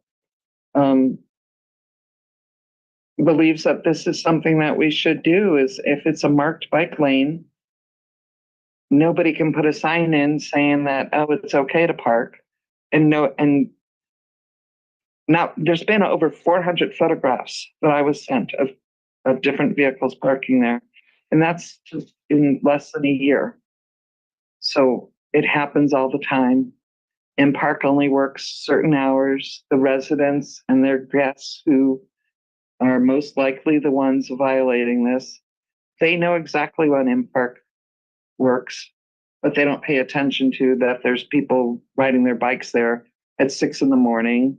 or at 5:30 in the afternoon after M-Park's gone. And we just need to not allow people to park in marked bike lanes anymore. Yeah. Consent?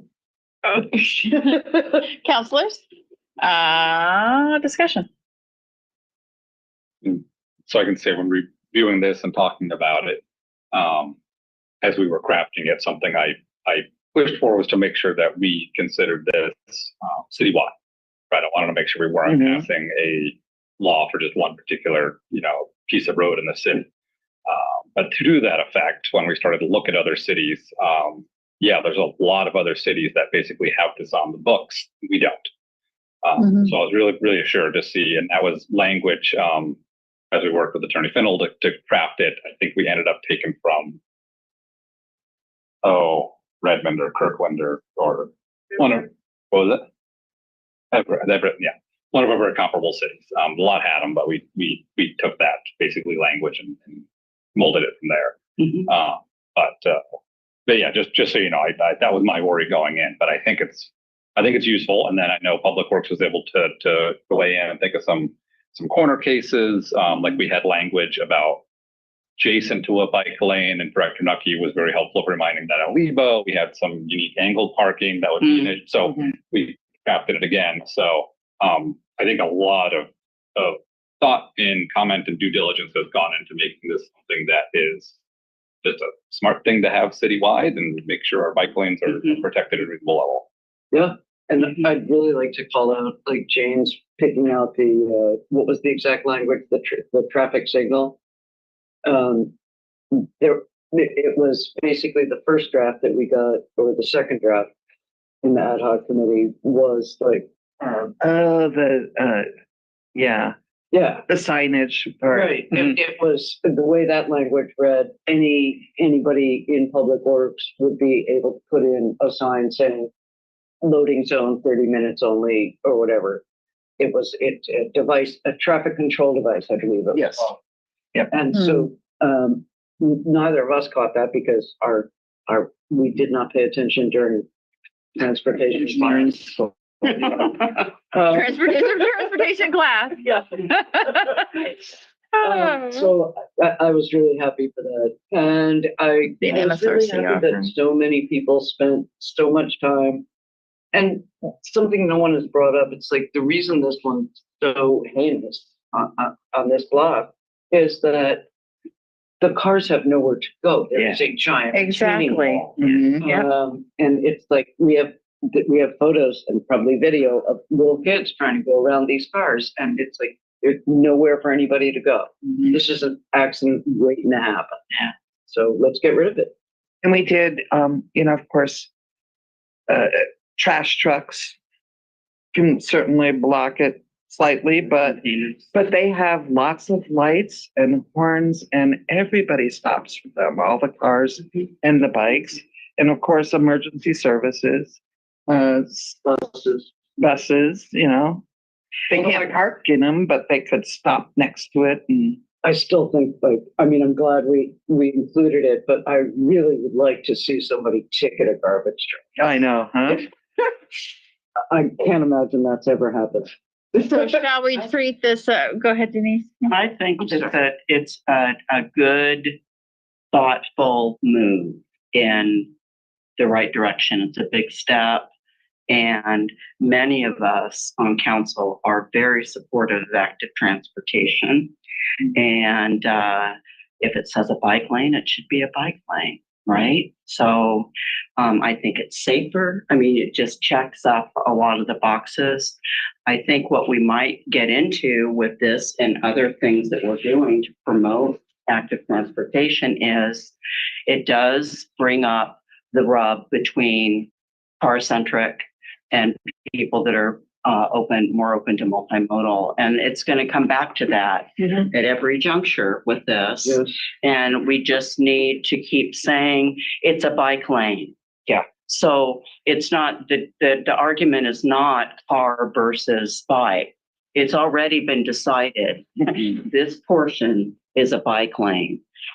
So I like it. It feels right. I don't know about any negative impacts it might have that I'm not familiar with. Yeah. So I'm supportive of this. Consent? Or I should this think- be general? I'd be fine with consent. We don't have the other two, but they could. They've already reviewed this and part. Yeah, they reviewed it. Oh, I'm sorry. Yeah, because they're in parking and finance. And they gave the head nod or? Yeah. Okay, I mean, consent. And Yeah. I just want to put out a shout out to Adam Durrell, who has sent in over 400 photos. Parking violations. You and- outed him. Well, tell Adam to put time and date stamps on. Adam, are you in our Bremerton? Hold on. He probably He's is. not. Why do you need time and date stamps? It's in general, it's just nice. I don't know. But I guess I don't need it. It's just me. Somebody could see the photo and say, what was that? A lot of, if they were on weekends, he would document, because he would send in. I bet he has the time and date stamp on his phone when he took his pictures. That's all. Okay. So that one is consent. Nicely done. I think that's a beautiful symbiotic, like a response to community. Washington. Yeah. And so it'll be interesting to see if both of these things, what a well-regulated set of streets these will be. So What will we put on our counselor reports now? don't be showing us pictures. Are you kidding? On our list. Jeff, did you have something else you wanted to add? Yeah. Since it is on consent, Stuff for me. I do want to make the point, it's not a panacea. It's another tool in the toolbox of enforcement. So just to say that out loud, Yeah. like everything we do. Okay. Like no parking is easier for in park to. Oh, yeah, it's a lot, because when it's 30 minutes or 10 minutes or 15, it's 2 or 3. And I did meet with Director Nucky to ask him how they were going to treat the curb cut, and he was going to talk to the mayor, because we're hoping that we get at least temporary T-sticks in there right of way, so that, nobody expects that we have money immediately to curb where. Yeah, but T-sticks, good. Listen to this collaboration between council administration too. I just freaking love it. Thank you, Mayor. Thank you, Director Nucky. All right, so this one will be on consent, but B11 will be on general.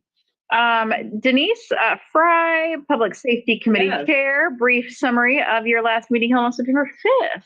Yeah. As you may remember, the council had requested a report on the impact of various ordinances that we've passed. And we had a pretty robust discussion about, and you all were sent a new type of reporting by the police department that is kind of getting us closer, to that. Good discussion. Key point, then please, Jane, add to this. I made some notes that there are statistics and data, and then there are the stories that they tell, and that gets into prevention and deterrence. We've talked about this before. Do fewer reports mean that it's actually going down, or because they're not enforcing it, people aren't, who knows? So always to be aware of that. The fireworks ordinance was brought up. And I think it was what came up was, number one, we just changed, we had the new ordinance last year. We have some stats on that. Seems like it went down, calls went down, problems went down, but we really need 2 to 3 years of data to be able to say anything about it. and the reality. I think when we talk with public safety, we sometimes get really realistic feedback, and that is, no, they cannot enforce a fireworks ordinance. No, they cannot adequately enforce a noise ordinance. And that they're consistently going to say that because it's the truth. They can't, they don't have the capacity to do that. I believe that that's true, regardless of body language. And then the other reality is that until we have or don't have tribal sales, we're going to have fireworks. We live in an area where we're surrounded by tribal lands, and they are allowed as a sovereign nation to sell. So some realistic pushback about expectations around this, but in a very respectful way. I think Aaron Elton talked a lot. It was brought up too that it's really not or shouldn't be a council decision. It should be a voter's decision. That the voters on the fireworks, on the fireworks, that the voters just, somebody says, okay, this is bad enough. We're going to put an initiative out. And I agree with that. I think it should be. And that should be our response. What I suggested is that we get a few key points of response that we can make when people ask us about this, so that I'm getting tired of talking about it over and over. I don't know if anybody else is. And if we have new council coming on, they're going to, want to talk it all through too. And I just think we need to put an end to it for a little while, give the fireworks ordinance time to get some data next year, come back to it, or we turn it to the community and say, look, we've crafted our ordinance. You need to, if you want a ban, get a ban. So just a We quick, don't leave that. I hear you thinking out loud, and I hear it, but we might have different opinions about whether an ordinance or whether putting it to the voters is a good idea. I love the idea of putting it to voters, but I know Eric has been championing. Wow. Yep. 8:30. Yeah. This for a while. Yeah. And I'd love to know the process. We can't really be part of that process. No. So we are just saying to the public, yes, somebody needs to take the baton and run with it because we can't do it. All right. We can pass the resolution to put something. We can pass the resolution, but okay, so we can. Okay. There could be a citizen-led initiative. To put it on the ballot as well. Is it, or council could put it? I would love to put it to the voters. Jeff, go ahead. But I want to be really clear. I keep saying that when we say ban, there's two separate things we're talking about. One is the actual discharge of fireworks, right? But right now we allow it for basically, well, now it's 48 hours. Right? Yeah. One's the discharge, and the rest of the year is already legal. Excuse me. Which we have banned. We've already banned all the in-air fireworks. Right. It's only ground-based now. Right. So I want to be real clear when you say, I want to be real clear. We have banned a lot, right? Yes. Like as council, we have basically gone from this tiny little slip of time that you can purchase fireworks and legally discharge them, and we've only limited to ground-based only in the air. So when we ask the voters to pass a ban, just be really clear on what that means. And if we're saying you can't buy or discharge them in the city, 365, 24/7, we still have enforcement issues. So just set expectations there. And as we said, people can buy them from outside the city and the in-air fireworks. So I want to set expectations there. It's not like, I don't see going from what we have now, if we've gone from completely open to this, if someone's going to this, I mean, to have a practical Right. What you said last time was I'm sorry. That's okay.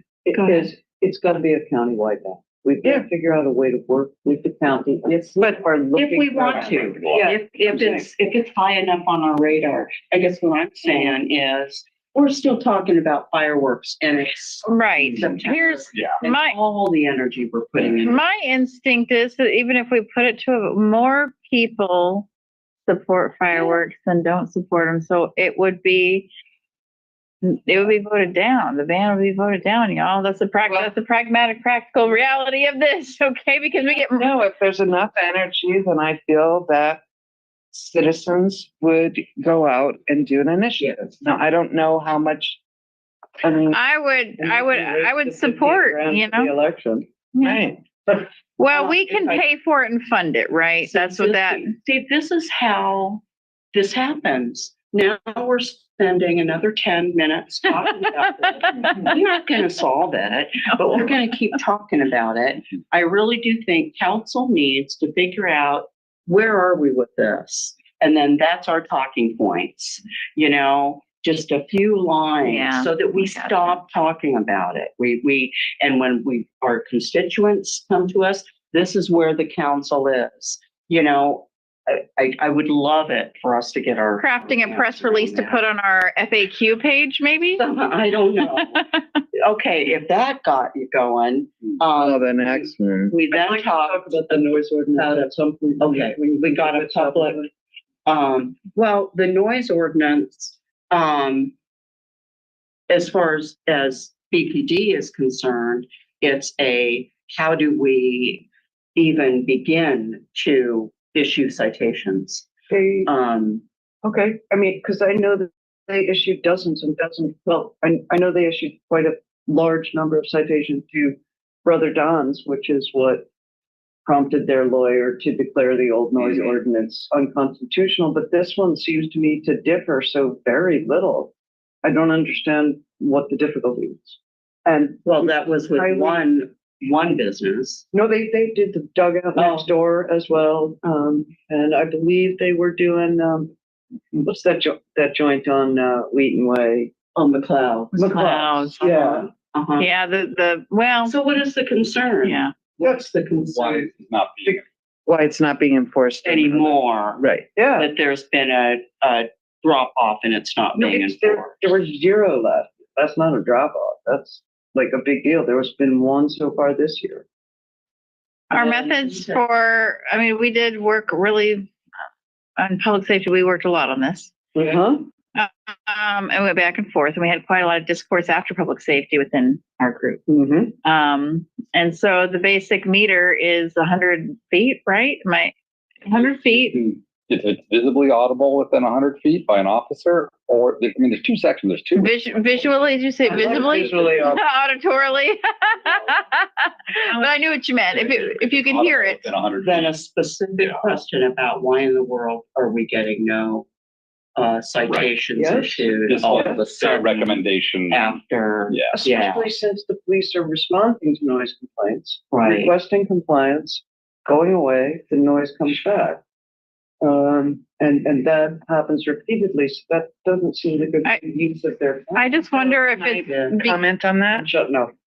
So what they had told us was that during the changes, there's still a lot of animosity towards the rules that the state legislature gave them for engagement. And their interpretation is that the state legislature does not want them to write tickets or engage on what I'm not sure who the decider is, but on crimes that are not violent or what was the other example they gave? Priority 4 card. Yeah. Yeah. And they didn't want them. And that's our interpretation that, you go for priority 1 and priority 2 and you can fit it in, but you're not writing tickets for 3 and 4 unless the guy spits at you or something. I don't know. But that's basically what they're looking at. I hate to quote the broken windows theory, but in 3 separate cases that I emailed to the Public Safety Committee, noise violations and public drug use and trespassing have escalated into, in one case, a house that was burnt and then burnt down to the ground. And Chief Wolf has stated that he has addressed all those with you. That's what I was told. I was told that Chief Wolf at the beginning of the conversation of our meeting, Chief Wolf made it clear that he had addressed the email concerns of Councilmember Mockler Really? already. So Okay. like we So can I'll take it revisit to that. him. We can revisit that. But I took that, you know, as the truth. I find myself being very respectful of a police chief when he pushes back and he talks to me about different levels of crime. Mm-hmm. And I do wonder how we manage the crime that we do with the force that we have. And so because I respect that so much, and the cost benefit ratio of their interventions, does that really, you know, pan out? But I think we need a direct answer to the decline in data. You know, the rapid decline in data. I completely understand prioritizing Yeah. and that there is most of the time something much higher level that needs to be addressed. But when there's not a single citation after 2 years, Right. Yeah. That has causes it never suspicion. got that priority? Right. And that's Right. what I think. Yeah. Why was it a priority before? Right. And then it's not. I gotcha. I'll get clarification. Well, Definitely. But as I said, you haven't really heard about the big one. Okay. And that is the public bathroom. We heard a lot, and I think it was Judge Flood who really brought up some points that I hadn't heard brought up in the conversation before. She was mentioning that she has traveled quite a bit, and there are many places that she comes into, and bathrooms aren't prevalent. She has to find a public bathroom. And then there were a few people on the call that pointed out what public bathrooms we have downtown. You know, municipal court is one. And boy, does Judge Flood have a lot to say about having a public bathroom in municipal court as far as the demand that it takes. And then the point that law enforcement, I really heard over and over again was, we build a public restroom down there. The people that are urinating right now publicly on the walls and in the alleys are going to still continue to do that because they could go over to municipal court and they don't. They could go, you know. They can't go there at 5 o'clock at night. Well, it's not just municipal. I mean, the pushback, let's not get into another committee meeting here. I'm telling you what our folks that are living in it are telling us. And so I think I actually thanked them. I think Captain L, he was nervous about speaking. He really was. But he spoke very truthfully, and also about the impact which we've heard from Chief Wolf. The impact of all of this on their officers is intense. Coming into contact with people that we can't fill their needs. We can't, you know, because of mental health and other issues. And so it was a good conversation to have. I think it's one that needs to be ongoing. Back and forth, and maybe with the entire council. Yeah. Great. Yeah. So I have a couple of follow-up questions. Were any of the members present? Who were the people that spoke on the public bathrooms? Josh. Well, we're a committee. We're a committee, so it's nobody's Except a committee. Okay. So, I mean, you can, okay. So you don't take the public feedback? No. Yeah. No. Okay. So, did you have guests that spoke? No. Okay. All right. So you're just taking the public comment, right? That's coming from like our council. Police. Yeah. That's not police, public fire. comment. No, public comment. The public comment that's coming from our council meetings. You're taking that into consideration, right? Oh, yeah. Yeah. Of course you are. Yeah. And then, that's why it was on the agenda. Yeah. I mean, that's why it was. And so I just the use of the restroom. I mean, the restroom was being used. It was being serviced 4 times a week. So it would be interesting to take into consideration feedback from the folks that were having the restroom serviced. and managing it from the. What I'm saying is, it's not ours to manage at this point. I mean, it's administration's to manage. But what I'm telling you is, what I believe is that that decision of whether or not to do it is probably based on what the mayor and others are hearing from law enforcement, So, from the judge. From, Here's something that I want to put back into your laps. yeah. I'm going to direct something back into public safety right now because we have a budgetary item. Let me just give you the numbers right now of what's left over in this earmarked issue. And there was a suggestion that I really liked that came from the public, that maybe this money, even if it doesn't go to a restroom, maybe we can set it aside for vulnerable people, for public safety for vulnerable people specifically. We still have for this year, let's see, gosh, I believe we only spent, I'm sorry, it's not even on here. Spend 3,400. 3,400. So out of the 10,000. And so it's carried over. And so there's still a budgetary amount, a good quantity that we can hold over. And I want to put it back in your laps at public safety, if that's okay with everybody else, because this money was earmarked for bathrooms, specifically for homeless population. And I feel like it's not really a public safety issue, but maybe it's a public health issue. You know, it really is. But you're the closest to public health. All council? I don't know. I'm just trying to put it back in. Let me finish what I'm saying. I'd like to put it back into your hands for recommendation as to what we should do as we approach budget season with the allocated money because this was originally in public safety committee. So I don't feel comfortable. I feel more comfortable putting it back in your hands to make a recommendation what we do with the remaining funds for that earmarked amount. So on this one, we can all discuss it together and then still send it back to the committee without breaking quorum? I don't think you can, Jennifer. Yeah, it's best if things, you can send things back, to talk about something specific. If, for example, do you want to keep it for a bathroom or for something else? Why do we want to ask police and fire, hey, what do you want us to do with this money? Sorry. Because they don't want us. Discussion would be better in a study session. Okay. Yeah. Okay. All right. That's fair. Here we are at a study session. Okay.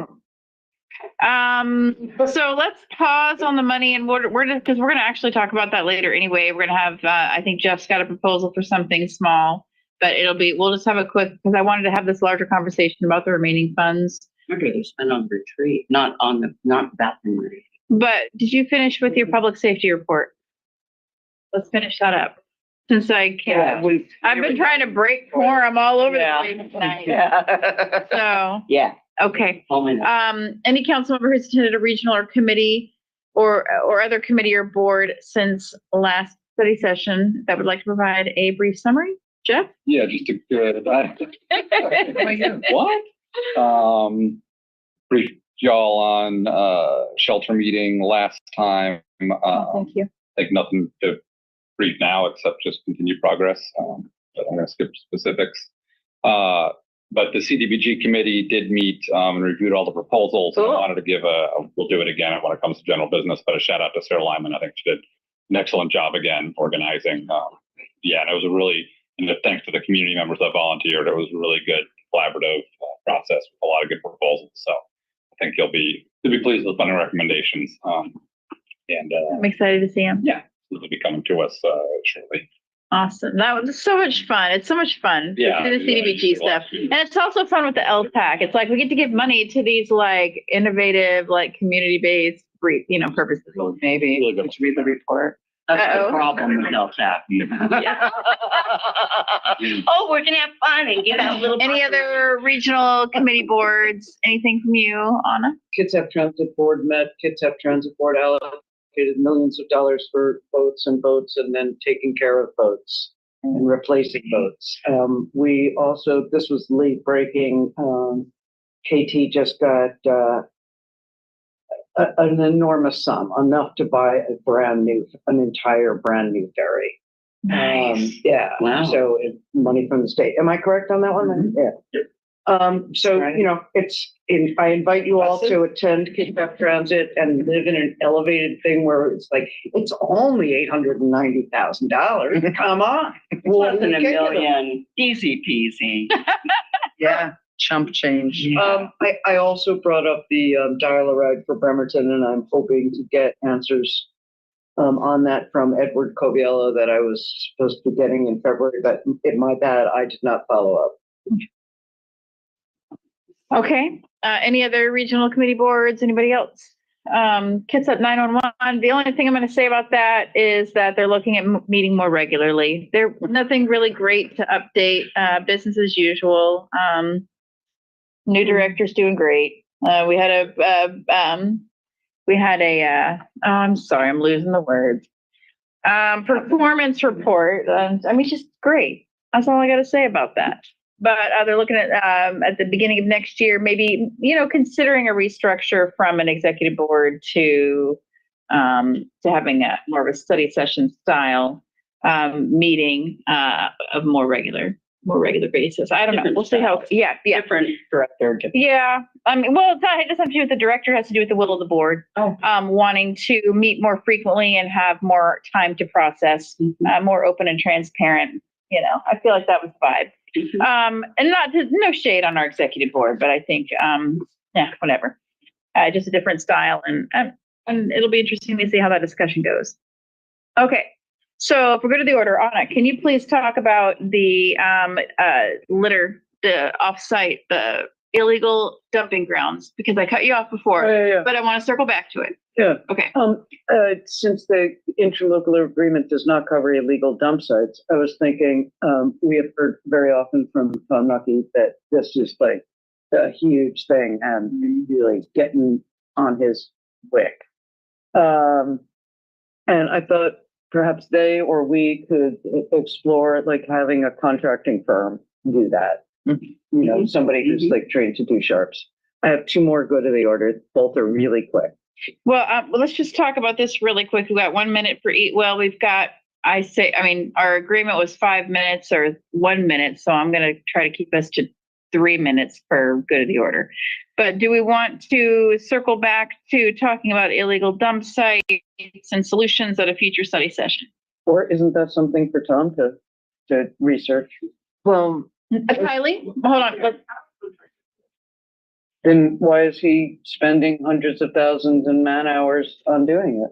There's some that we do internally and there's some we contract out for. Can we contract out for all of it? Money, yeah. How much would it cost? We've got some quotes from the different vendor for one of the, but we have to estimate the volume that they're doing before you're ready. Could you send it to us once you do? Please. Sure. Is this something that we can get a report out from Public Works? I can ask Tom. Okay. Okay. So let's at a future, Next week we have one. Cool.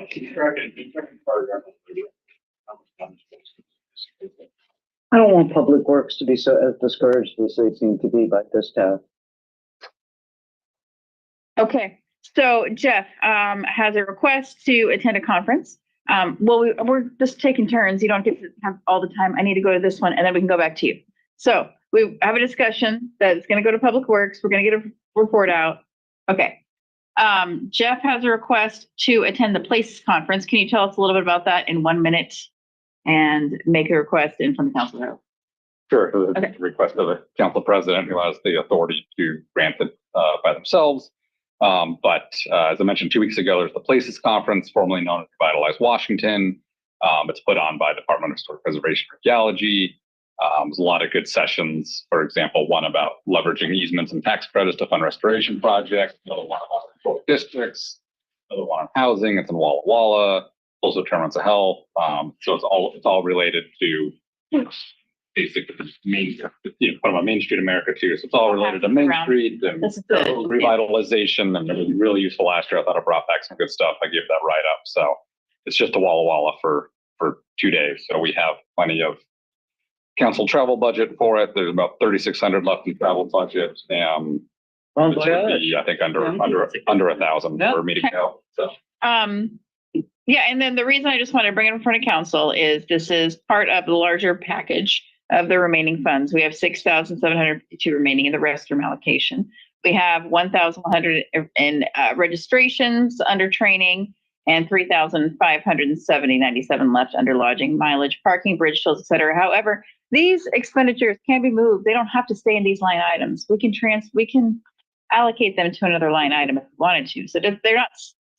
Could you email them to us?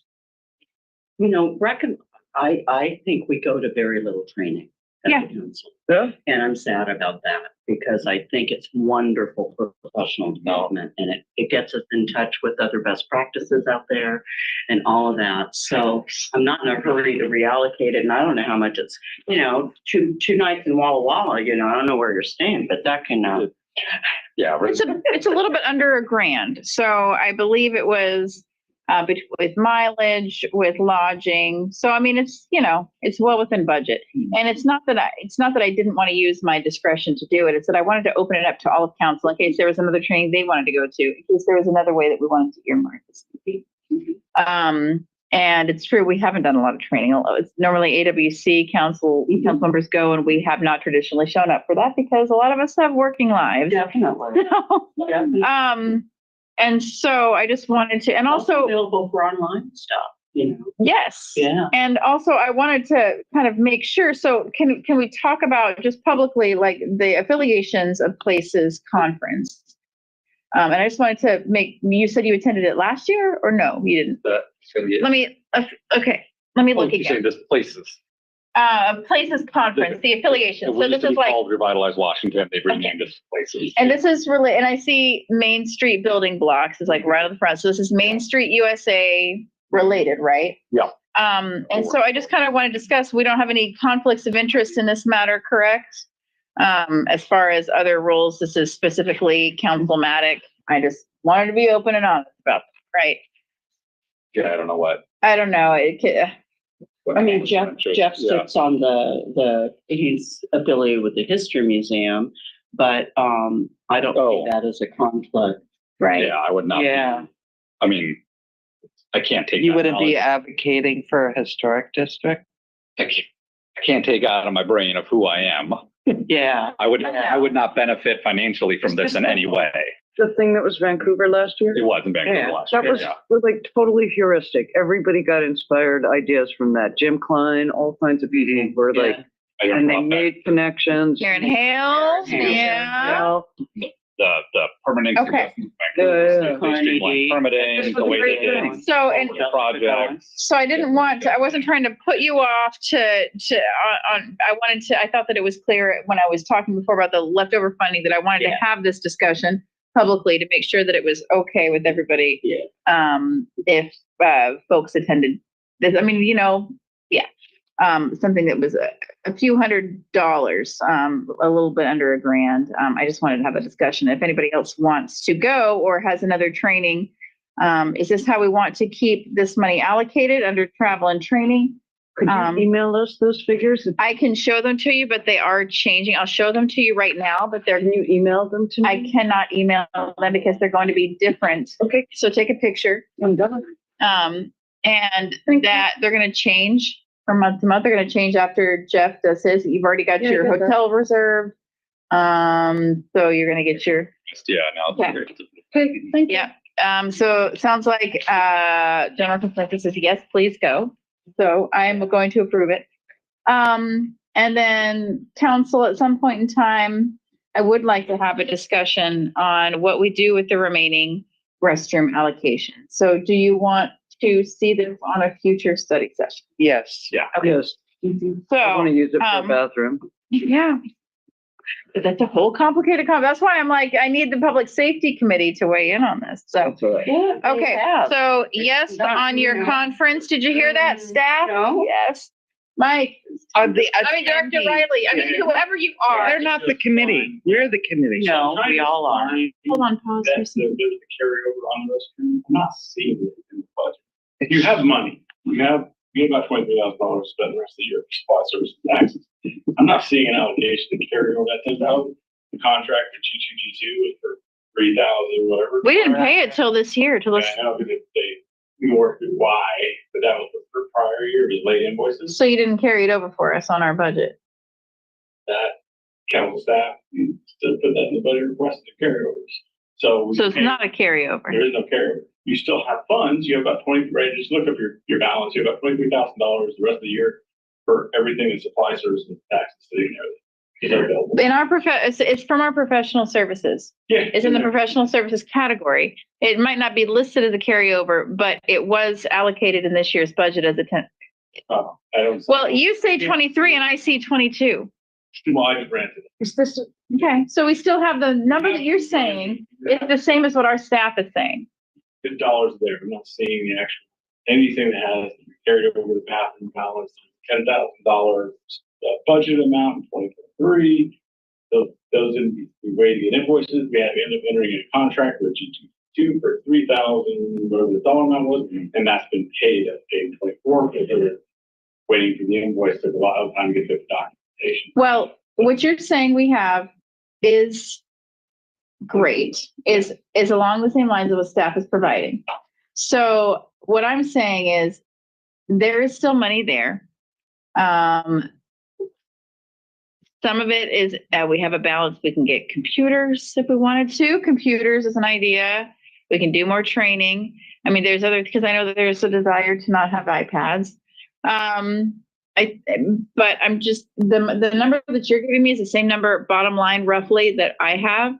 And so there is still an allocation under professional services according to our staff. And part of that, in their minds, is the carryover and remaining for the restroom allocation. Perhaps they built it in to our professional services budget because we hadn't finalized that bill. This seems like it would be a really good agenda item. We're going to make it an agenda item. Okay. How much of computers have we got laptops? Yeah, because it's got so many moving parts. I know. Also, tied to the budget. Yeah. Because you don't have to spend it. Okay. That's how you get it to carry over. Next to impossible to Not be fine. So I've got a couple of things for the order. have a laptop. Yeah. Let me double check with these two. Denise, do you have anything for good of the order? Jane, do you have anything for good of the order? No. Okay. Anna, please feel free to. Yeah, so we were gonna have a discussion on policy today, but that was canceled, or it was postponed.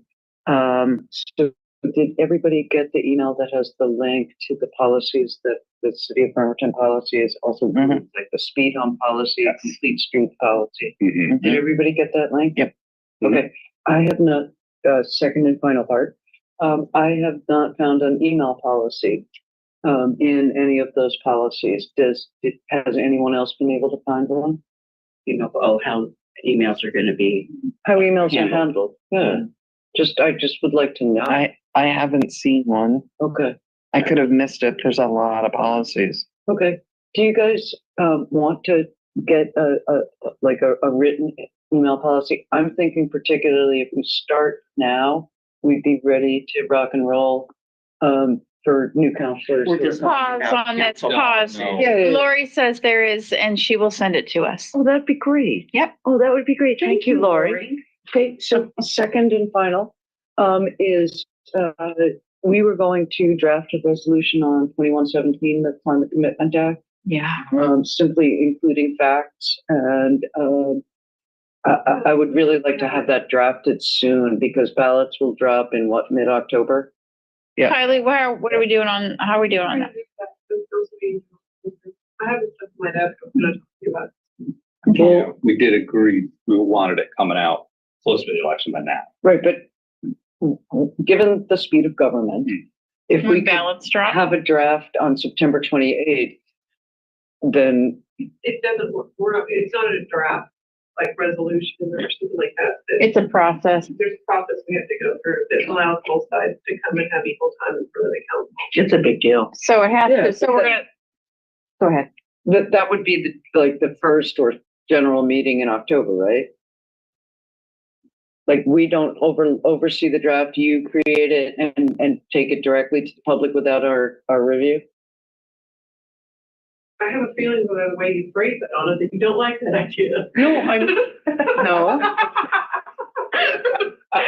I'm saying, like, is this one of those boilerplate things, like, What I'm saying is it's not gonna be something with, or the council decides in study session what's gonna be put onto, Okay, so it's like a preset format.